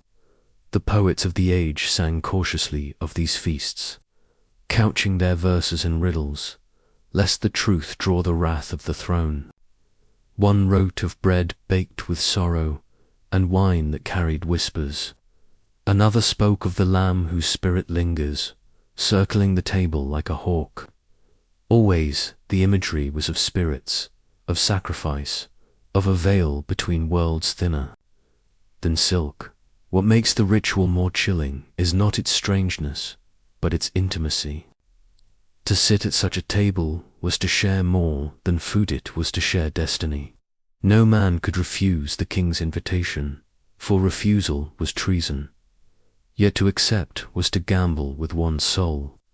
Some went eagerly, hoping that by consuming the king's illness they would earn his favor in life or his blessing in death. Others went with hearts heavy, knowing they might never leave the hall again. Legends tell of one feast in the reign of a forgotten monarch, where the king, on the brink of death, ordered a banquet so lavish it seemed to mock the gods themselves. Whole oxen were roasted, fountains of wine flowed through silver channels, dancers moved like shadows in torchlight. At midnight he lifted his cup and declared that the sickness within him would be banished before the sun rose. The courtiers cheered, raising their goblets, but by dawn the king was still and silent, his head bowed upon the table. Around him lay half his court, lifeless, sprawled upon the floor as if in drunken sleep. The few who survived fled the hall, and in their terror they whispered that it was not illness nor poison, but a curse that the feast itself had become a grave. And yet the ritual endured. For what is more dangerous than a tradition wrapped in both faith and fear? Priests defended the banquets as holy acts, claiming that through sacrifice and shed blood, the king's essence was preserved. Enemies of the court whispered that the feasts were a cloak for murder, a chance for rulers to cleanse their circle of those whose loyalty faltered. History does not tell us which was true. Perhaps both. Imagine being a servant at such a feast, pouring wine with trembling hands, watching as powerful men bit into bread darkened with strange powders, their laughter forced, their eyes darting toward one another. Imagine hearing the moans in the night, the sudden crashes of goblets falling, the silence of those who did not rise, and above it all, the kings sometimes renewed, sometimes lying among the dead, his fate sealed not by doctors or priests, but by a table laid with cursed abundance. The ruins of Persia hold no clear relics of these death banquets. Bones crumble, gold melts into dust, and the whispers of poison fade with the centuries. Yet in the imagination, the scene endures, the mingling of feast and funeral, the strange belief that to eat together was to weave life and death into a single cloth. Perhaps these banquets were never meant to heal at all. Perhaps they were a meditation on mortality, a way for kings and courtiers to sit together on the edge of eternity, sharing not only power but doom. The food was a symbol, the wine a reminder, that even those crowned with jewels could not escape the hunger of the grave. And so, in the long silence of history, the death feasts of Persia remain half truths, half legend. Were they superstition, cruelty, or a hidden ritual known only to those who dared to taste? We cannot know. We can only listen to the echo of empty cups, the whisper of dying breaths, and the stillness that follows a banquet where the price of survival was the soul itself. For in those shadowed halls, to eat was not always to live. Sometimes it was to gamble with eternity, beneath the unbroken silence of the desert sky, where the sands swallow centuries and the stars burn like unblinking eyes of the gods. There lies a truth carved in darkness.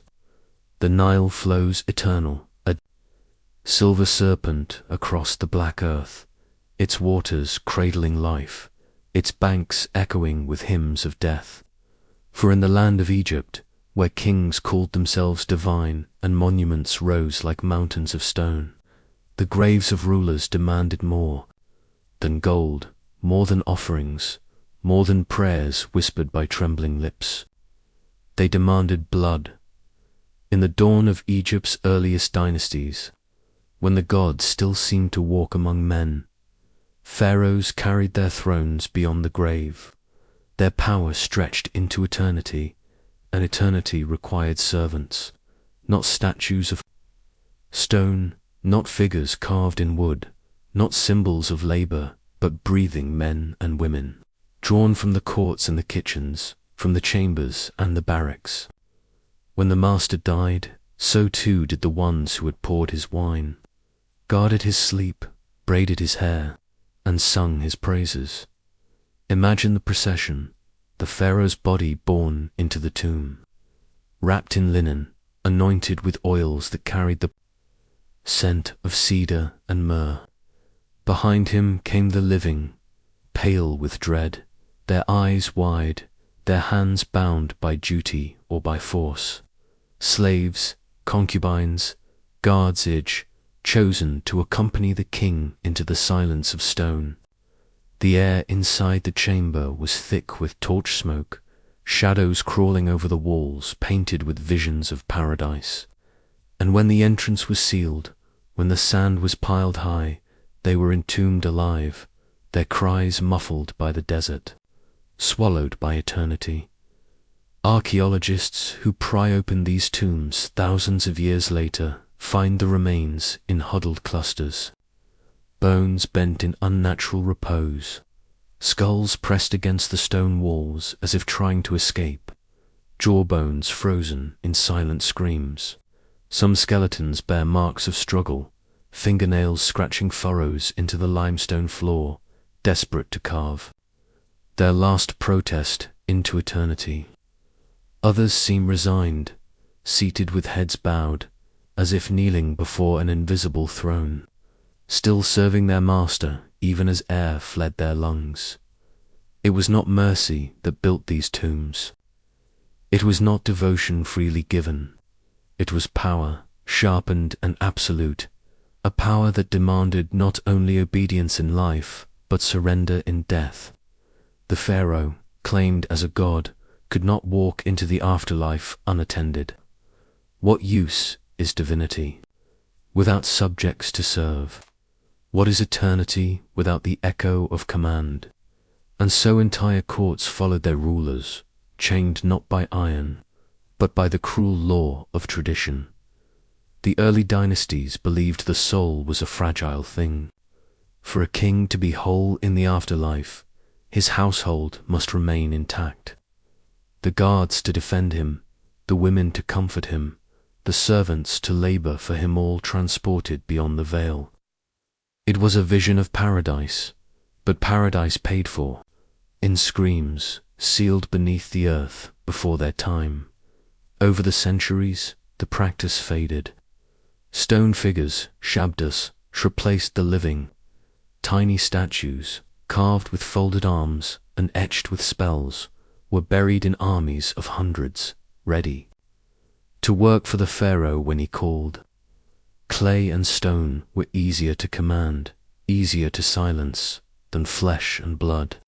But before the Egyptians discovered this substitution, there were centuries when tombs drank the lives of men and women. Years when devotion was measured not in service, but in death. The sand remembers. Even now, when the archaeologists' brush uncovers a cluster of skeletons by the wall of a king's tomb, the desert breathes out their story. They were not names carved into stone, not nobles remembered in inscriptions, but shadows sacrificed to eternity. A young woman whose hands still clutched beads of faience, as if she sought a prayer in her last moments. A guard whose body lay across the threshold, as though he had tried to shield himself from the falling stones of the sealed chamber. A child's bones, too small, too delicate, resting beside the gilded coffin of a god-king. Were these deaths hailed as honor? Did the priests murmur blessings as the chamber was sealed, speaking of eternal life, of divine reward? Or was it all silence and unspoken terror, understood by every servant who walked the palace halls, knowing that their loyalty was not theirs to give, but to be taken when the king's heart ceased to beat. The line between faith and fear was thin in those first kingdoms. Devotion became indistinguishable from chains. The pyramids rise still, their stones glowing pale in the moonlight, monuments to ambition, to arrogance, to eternity. To the traveler, they appear as wonders, but to the desert they are graves of secrets.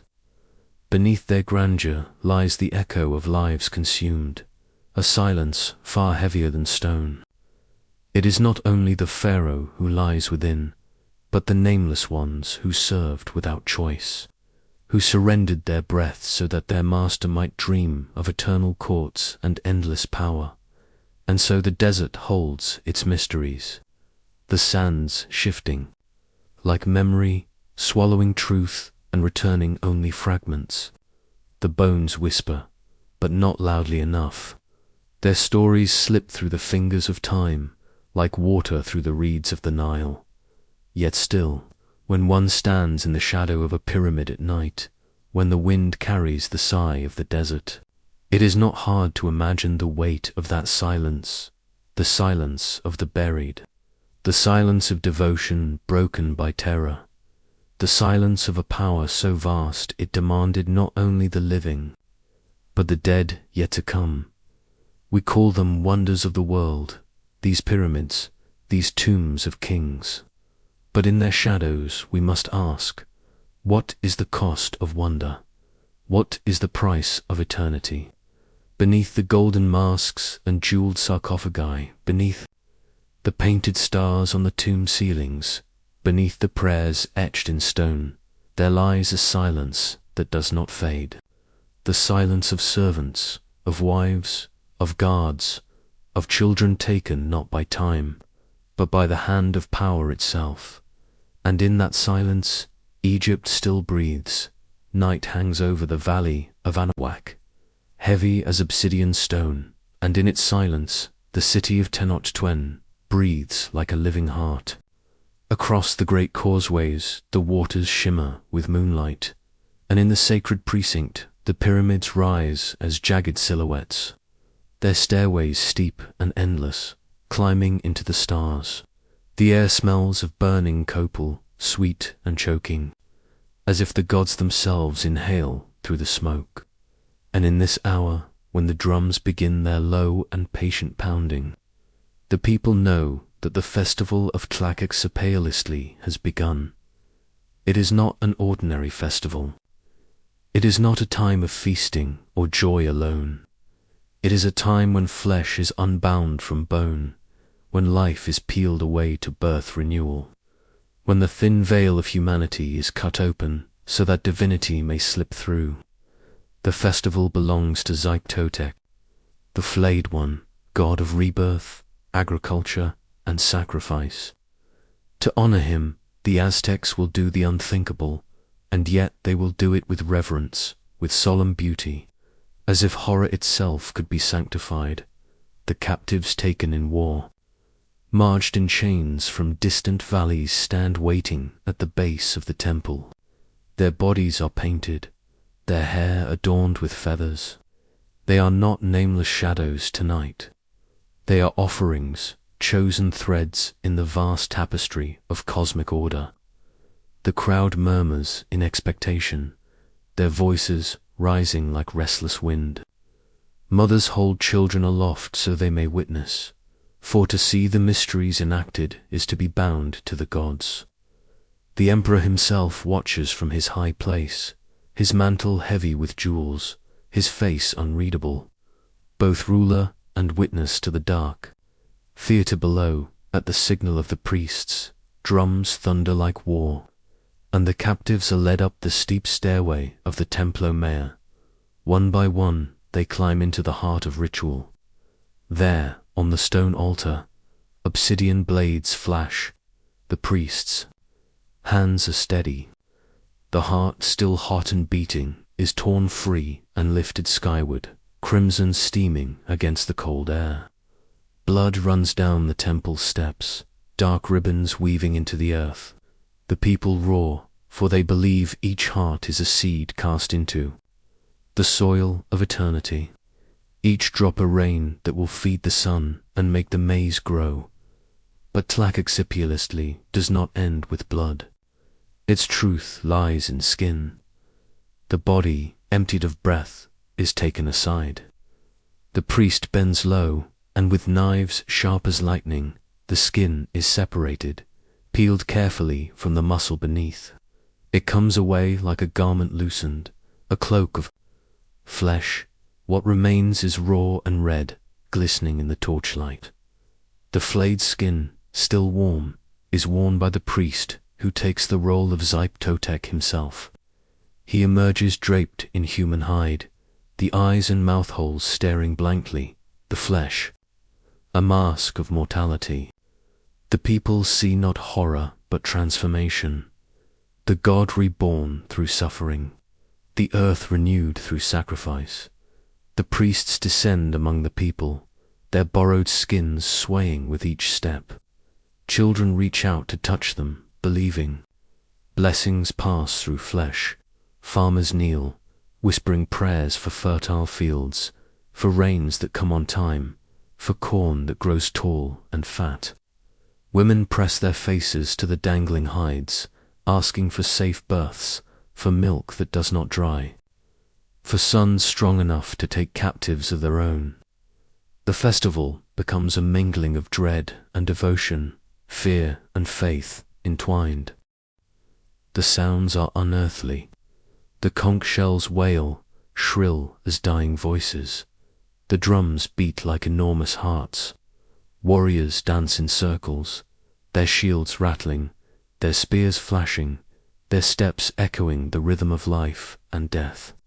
In the night, firelight flickers on the skins of priests, turning them into creatures of shadow, neither wholly human nor fully divine.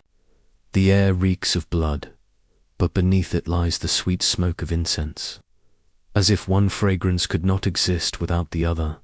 And so the people cheer, not because they revel in cruelty, but because they believe they are sustaining the fragile balance of the cosmos. To them, life and death are not opposites, but entwined vines. For maize to sprout, the husk must die. For the sun to rise, hearts must fall. For humanity to endure, skin itself must become an offering. Yet even as the festival roars with sacred violence, a quieter truth lingers. Some watch from the crowd with trembling lips, unable to turn away, unable to reconcile beauty with brutality. They wonder if the gods truly thirst for such garments, if the sun indeed requires the raw face of humanity to climb the sky. In the silence of their hearts, they ask questions too dangerous to speak aloud. Is this devotion, or is it fear disguised as faith? For days the skins are worn. The priests live inside them, eating, walking, blessing the people while clothed. In death, the hides begin to dry, to stiffen, to smell of decay. Still the people bow to them, still they place flowers at their feet, still they see Scythian smiling behind the sagging masks. Only when the festival ends are the skins buried in the earth, returned like seeds to soil, completing the cycle. From the palace, the emperor watches it all. His is the burden of empire, the keeper of sacred order. To him, these sights are not horror but duty, not cruelty but law written into the bones of the universe. He stands in jeweled silence, knowing that to break the cycle would mean to invite famine, chaos, and cosmic ruin, and so he allows it, year after year. Even as the weight of the gods presses like stone against his shoulders. Centuries later, the empire fell. Spanish steel and fire tore through Tenochtitlan, and the old rituals were silenced by new altars. The festival of Tlaxcaltecutli faded into whispers, its meaning carried only in chronicles and fading memory. To the conquerors, it was monstrous proof of savagery. To the descendants, it is a shadow, a ghost of belief too fierce to vanish, too dark to resurrect. Yet the echo remains. In the imagination of history, one can still hear the drums at midnight, still see the priest stepping forth in a garment of another's skin, still feel the shiver of awe and dread as the crowd cries, "Out to the heavens!"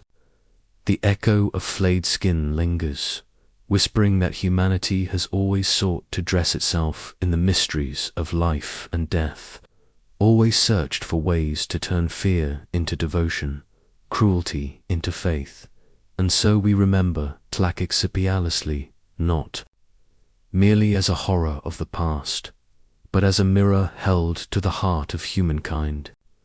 For in that festival lies a truth that is as ancient as it is eternal, that we are willing to sacrifice much to touch the divine, and yet, when history whispers aloud, we cannot help but tremble at the unbearable shadows we once called holy dot in the dim corridors of memory where the ancient stones of Tenochtitlan still whisper, "There is one festival that clings like a shadow to the empire's glory." It was called Tlaquixpialesli, the flaying of men. To speak the word is to taste iron and ash, to summon the faint echo of drums that once rolled across the valley of Mexico like thunder summoned by human hands. In that season of ritual, death did not hide in silence. It stood upon the great steps of the temples, dressed in sacred ceremony, demanding not just the heart, but the skin itself. The days of the festival began with the hush before dawn. Mists curled over the canals of the great city, wrapping reed boats and stone causeways in ghostly veils. The people gathered in silence at first, the air heavy with incense, the sharp scent of copal rising like breath offered to unseen gods. And then, as the sun's edge split the horizon, the drums began. Their pounding was deep, unyielding, relentless as sound that was less music than heartbeat, calling every soul to witness what the gods demanded. Upon the temple steps, captives stood, their faces drawn with both fear and resignation. These were not criminals, but warriors captured in battle, men who had fought fiercely and been spared death for this greater fate. They were not considered dishonored. In the eyes of the people, they had been chosen, set apart to become vessels for divine renewal. The emperor himself presided, cloaked in turquoise and jaguar skin, his headdress a living blaze of quetzal feathers, the embodiment of the sun upon the earth. His eyes betrayed no tremor, for he was not merely a man, but the axis between gods and mortals, the guardian of cosmic order. The ritual began as it always had. The captives were led to the summit, where the stone of sacrifice lay cold beneath the morning light. Their chests were opened, hearts lifted skyward, still beating, offered to the sun. Blood spilled down the steps in dark rivers, soaking the stone as though feeding it with life's essence. The crowd below cried out in awe, not in horror. For to them this was the renewal of the world, the sealing of an eternal covenant. Without sacrifice, the sun itself might falter, the rains might withhold their blessing, and the earth would wither. Yet it did not end with the heart. Once the sacred essence had been claimed by the gods, the body was given over to another transformation. The priests, solemn and deliberate, began the act of flaying. With obsidian blades sharper than any steel, they separated the skin from the flesh, working with reverence, not haste.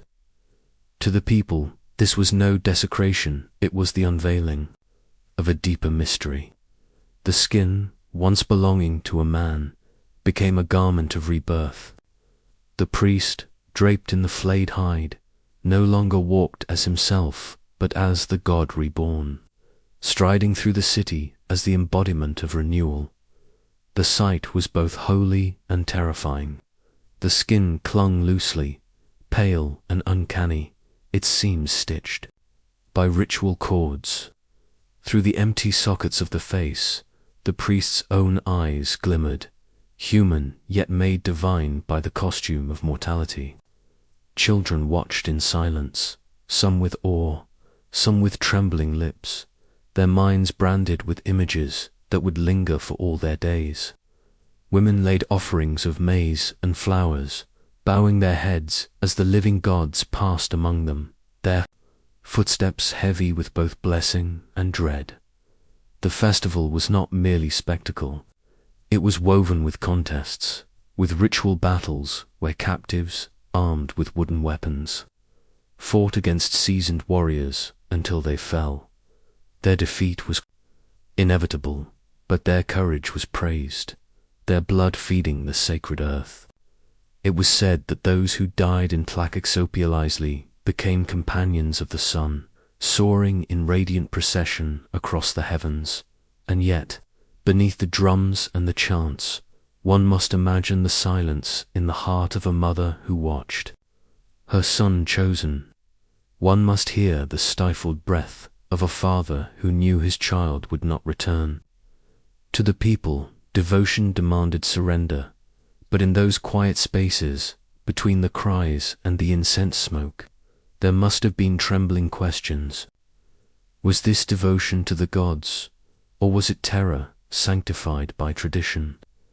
As the days passed, the city itself seemed to wear a second skin. Priests moved through the streets cloaked in the hides of the sacrificed, their bodies slick with the oils that preserved the human garment. They touched the people, blessed the fields, danced in mimicry of the cycles of life and death. The stench of blood lingered in the air, mingled with incense, a perfume of both holiness and decay. And then, when the final day came, the skins were laid to rest. They were placed in sacred chambers, returned to the earth with reverence, for they had served their purpose. The gods had been fed, the people renewed their covenant, the cycle continued. The drums fell silent, the city exhaled, and ordinary life returned as though the horror had been but a necessary dream. But memory does not fade so easily. To stand in that crowd was to carry the vision forever, the sight of flesh-turned garment, of human skin flowing loosely upon another's body, of eyes peering through the hollow mask of death. To the Aztecs, it was sacred. To the stranger, it was nightmare. Centuries later, when the empire fell beneath the steel and fire of foreign conquest, Tlaxopializli did not survive. The Spanish called it blasphemy, the work of demons, and they stamped it out with sword and cross. Yet the echo of it lingers still, whispered in the ruins of Templo Mayor, breathed in the dust that drifts over the valley of Mexico.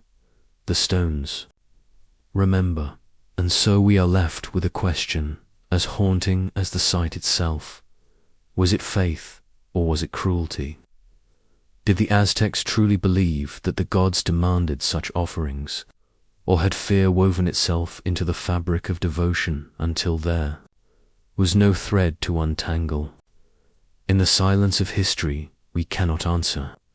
We can only stand among the shadows of their temples, hearing the faint roll of drums, smelling incense mingled with blood, and feeling the chill of something both divine and terrible.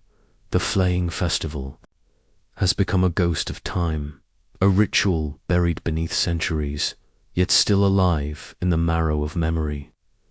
It teaches us that what one people calls holy, another may call monstrous, that devotion and dread can wear the same mask, and that once, in the heart of Tenochtitlan, priests walked dressed in the skins of the dead, and the people cheered, believing life was reborn. But even the gods must have shuddered, as the sun looked down upon men wearing the faces of other men. They said the emperor's halls were paved with gold, but those who walked them carried chains unseen, in the hush of dawn, before the courtiers. stirred, and before the concubines painted their faces in moon-pale powder, there was only the faint shuffle of silk across stone. Each step seemed soft, almost dainty. Yet beneath the fabric, bones had been broken and rebroken, until they resembled something no longer human. They called them lotus feet, a name as delicate as a blossom, though behind it lay agony that turned beauty into bondage. In the heart of China's forbidden city, a place built not only of red lacquer and gilded beams, but of whispered desires and unspoken cruelties, the practice of foot-binding reached its cruel perfection. It had begun centuries earlier, outside those palace walls, born of the belief that small feet were the very essence of grace. Yet here, within the chambers of emperors, it was elevated into lawless necessity. A concubine with unbound feet was a shadow, overlooked, unwanted. Only those who endured the long torment of broken bones could hope to glide across the marble floors and catch the imperial gaze. The ritual began when a girl was but 5 or 6 years old, hardly old enough to braid her own hair. Her mother, or sometimes a hired woman whose hands bore no tremor of mercy, would soak her feet in warm water, scented faintly with herbs, as though tenderness could disguise the cruelty to follow. Then came the breaking, each toe except the big one curled beneath the sole, pressed down until it cracked like brittle porcelain. The arch was bent back upon itself, the foot folded into a crescent no longer than 4 inches. Binding cloth, long and white as funerary shrouds, wound around the fresh wounds, pulling tighter each day until flesh turned purple and the child's cries broke into hoarse silence. At first, the little girl would stumble, unable to walk, carried, often in her mother's arms like a wounded bird, but over time she learned to shuffle, to totter, to move with that peculiar, swaying grace that men would later call enchanting. Infection often crept in, for nails pressed into the flesh grew, wild, cutting into skin already bruised. Some girls lost toes to rot. Some lost their lives entirely. Yet those who survived were taught to believe their pain had purpose, that in their brokenness lay their beauty, and in their beauty lay power. Within the palace walls, this belief flowered into obsession. Emperors surrounded themselves with concubines, whose lotus feet peeked from beneath trailing robes. The silken shoes that encased them were themselves works of art embroidered with phoenixes, blossoms, dragons, but they were no comfort to the women who wore them. Each step was fire beneath. Silk. The shuffle of concubines became music in the halls, the faint rustling of pain masquerading as elegance. Behind lacquered screens, however, the truth was less gilded. Many concubines suffered abscesses that never healed, fevers that burned away their youth before the emperor's eye ever fell upon them. Some were chosen not for their wit or their gentleness, but for the shape of their shoes, for the smallest and most grotesque evidence of endurance. Beauty, in this court, was measured in inches of bone destroyed.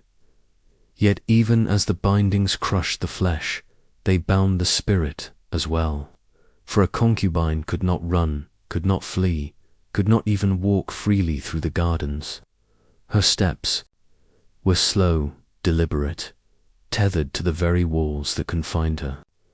Elegance was a prison, and the golden halls of the forbidden city a cage where every bird had its wings clipped. Still, within the silence, some concubines whispered rebellion, not with their feet, but with their hearts. They wrote poems in secret, pressing ink to silk, verses heavy with longing for freedom they could never touch.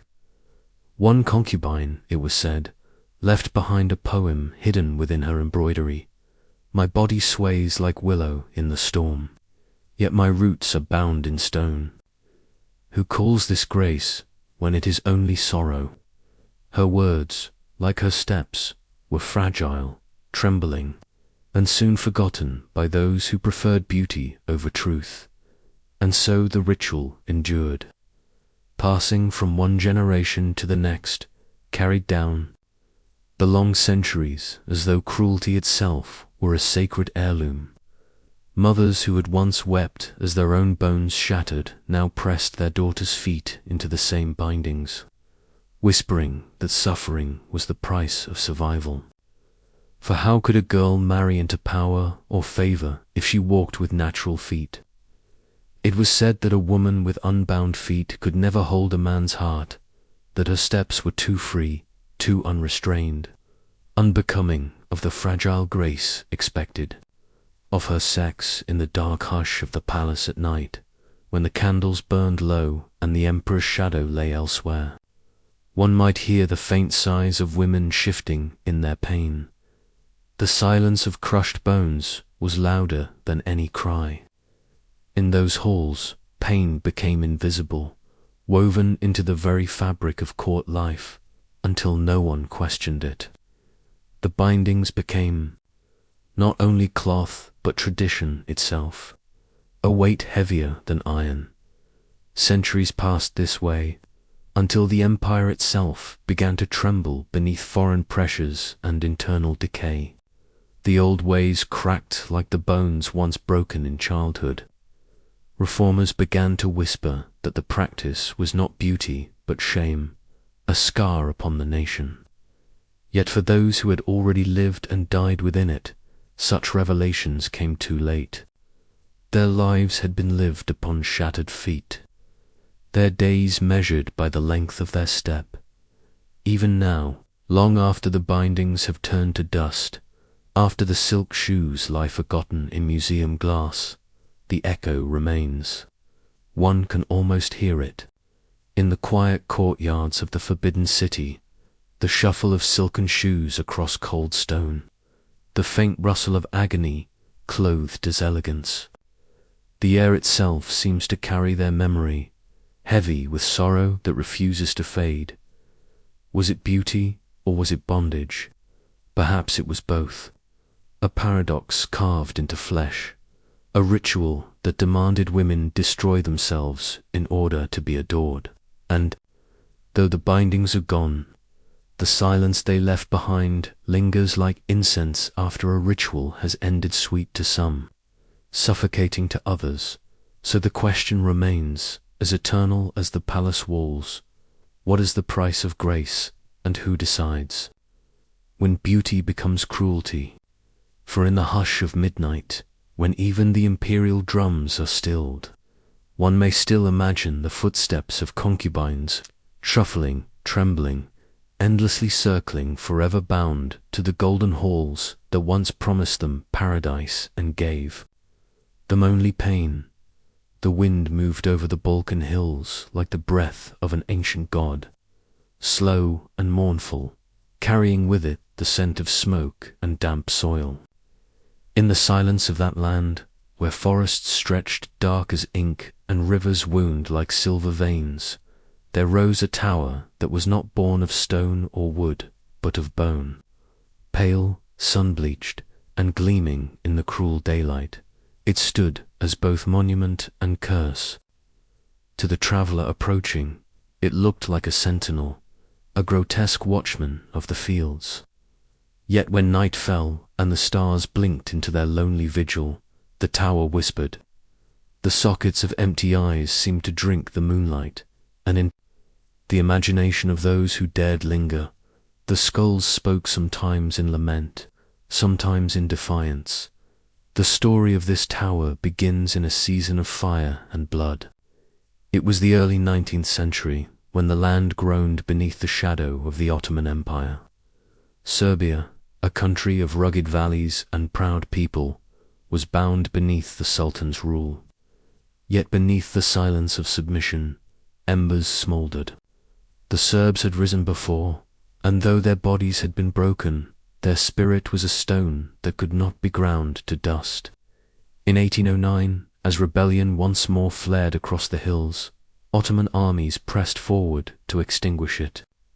One battle near the city of Niš burned itself into legend, not for its victory, but for its horror. There, under the sun that bore down upon fields turned to mud and blood, the Serbian rebels fought like wolves, cornered by hunters. Surrounded by Ottoman forces, they refused surrender. Instead, their leader, Stephen Sinchalik, made a choice that would be remembered in whispers for generations. As the enemy closed in and death drew its black cloak around the rebels, he fired into the store of gunpowder hidden in their fortress. In an instant, the earth convulsed. A thunderous explosion shook the valley, and fire consumed Serb and Turk alike. The air reeked of sulfur and burning flesh. It was a defiance sealed, not in triumph, but in martyrdom. When the dust settled and the field lay silent, the Ottoman vizier, Hursid Pasha, stood over the smouldering ruin. Victory was his, yet it was poisoned. He saw not only bodies, but a warning in their sacrifice, that rebellion was not so easily buried. To strike fear deep into the bones of the people, he ordered a monument unlike any other. The heads of the slain rebels, 950 in number, were severed from their bodies, their flesh stripped away, their skulls cleaned until they gleamed white as marble. Then, one by one, they were mortared into a tower. Row upon row, in a column that reached nearly 5 meters high, the dead were given no grave but this grotesque pillar. It rose near the road to Constantinople, where all who passed would see and tremble. Under the burning sun, the tower shone. Its sockets stared without eyelids, its teeth grinned without lips. It was not merely stone and bone, it was terror given form. The Ottoman message was clear: rebellion breeds only death, and death would not even grant the dignity of burial. Instead, the rebel's head would serve forever as a warning, his silence chained into the empire's authority. The peasants who passed by lowered their eyes and crossed themselves. But in the marrow of their fear, a seed was planted. For fear is a strange soil. What is planted as dread may ripen into defiance. The tower that gleamed like a curse became, over the decades, something else. Mothers would bring their children there, pointing not with trembling but with quiet pride. These, they whispered, are the bones of men who would not bow. The skulls that had once spoken only obedience began to murmur another message. They whispered of freedom, of sacrifice, of blood given so that future generations might stand unshackled. Time weathered the monument. Rain streaked the bone, moss crept into its crevices, and the air grew damp with silence. Yet still it stood, enduring as the centuries turned. When Serbia at last shook free of the Ottoman yoke, the tower remained not destroyed, but preserved. For though it was born of cruelty, it had been claimed by memory. A chapel was later built around it, not to erase its horror, but to sanctify its meaning. The tower was no longer a warning from conquerors. It was a shrine to sacrifice. Imagine, in the hushed hours of dusk, stepping into that chapel. The light filters through narrow windows, falling soft as a benediction upon the skulls. They stare outward still, though most are crumbled or missing, the gaps like wounds. Those that remain seem caught between silence and speech, their hollow eyes echoing with all that has been lost. Pilgrims walk slowly, their footsteps reverent, as though they tread not on stone but upon sacred earth. Some bow their heads, some whisper prayers, and some only weep in quiet defiance. Yet the tower does more than mourn the dead. It asks a question that stretches beyond Serbia, beyond the Balkans, into the marrow of human history. How many thrones have been built on skulls? How many kings, empires, and conquerors have written their reigns, not in parchment or gold, but in bone? The tower is not alone in its cruelty. Across ages and continents, rulers have carved their power from the silence of the slain. Yet here, in Nis, the monument turned against its maker. Its message was inverted. What was meant to teach obedience became the scripture of rebellion. And so the skulls whisper still. They whisper in the rustle of leaves that pass their chapel walls. They whisper in the voices of poets who sing of sacrifice. They whisper in the hearts of a people who remember that freedom was not given, but bought at the price of flesh and fire. The night falls heavy on the Balkans. The moon lifts, pale and silent, casting her silver gaze upon the land. The fields where rebels once bled are quiet now, the rivers flowing with nothing more than water. Yet the tower remains, a pale sentinel against the dark. If you linger there in the silence, you may feel the weight of its presence. You may feel the eyes that stare though they no longer see. You may hear the question it asks, soft as the turning of the earth. What is the price of freedom, and how? Many must be buried before the living can walk unchained. The tower answers nothing. It stands in silence, as it always has, as it always will. But the people who pass by, the children who grow beneath its shadow, the kings who rise and fall beyond its gaze, they carry the answer within them. For in the end, the skulls no longer belong to the vizier who ordered them placed. They belong to history, to defiance, to memory. They are the bones of men who chose fire over chains, death over surrender. And so the skull tower stands half ruin, half shrine, both terror and triumph. A monument not only of what was lost, but of what was gained. For the skulls do not whisper obedience, they whisper freedom.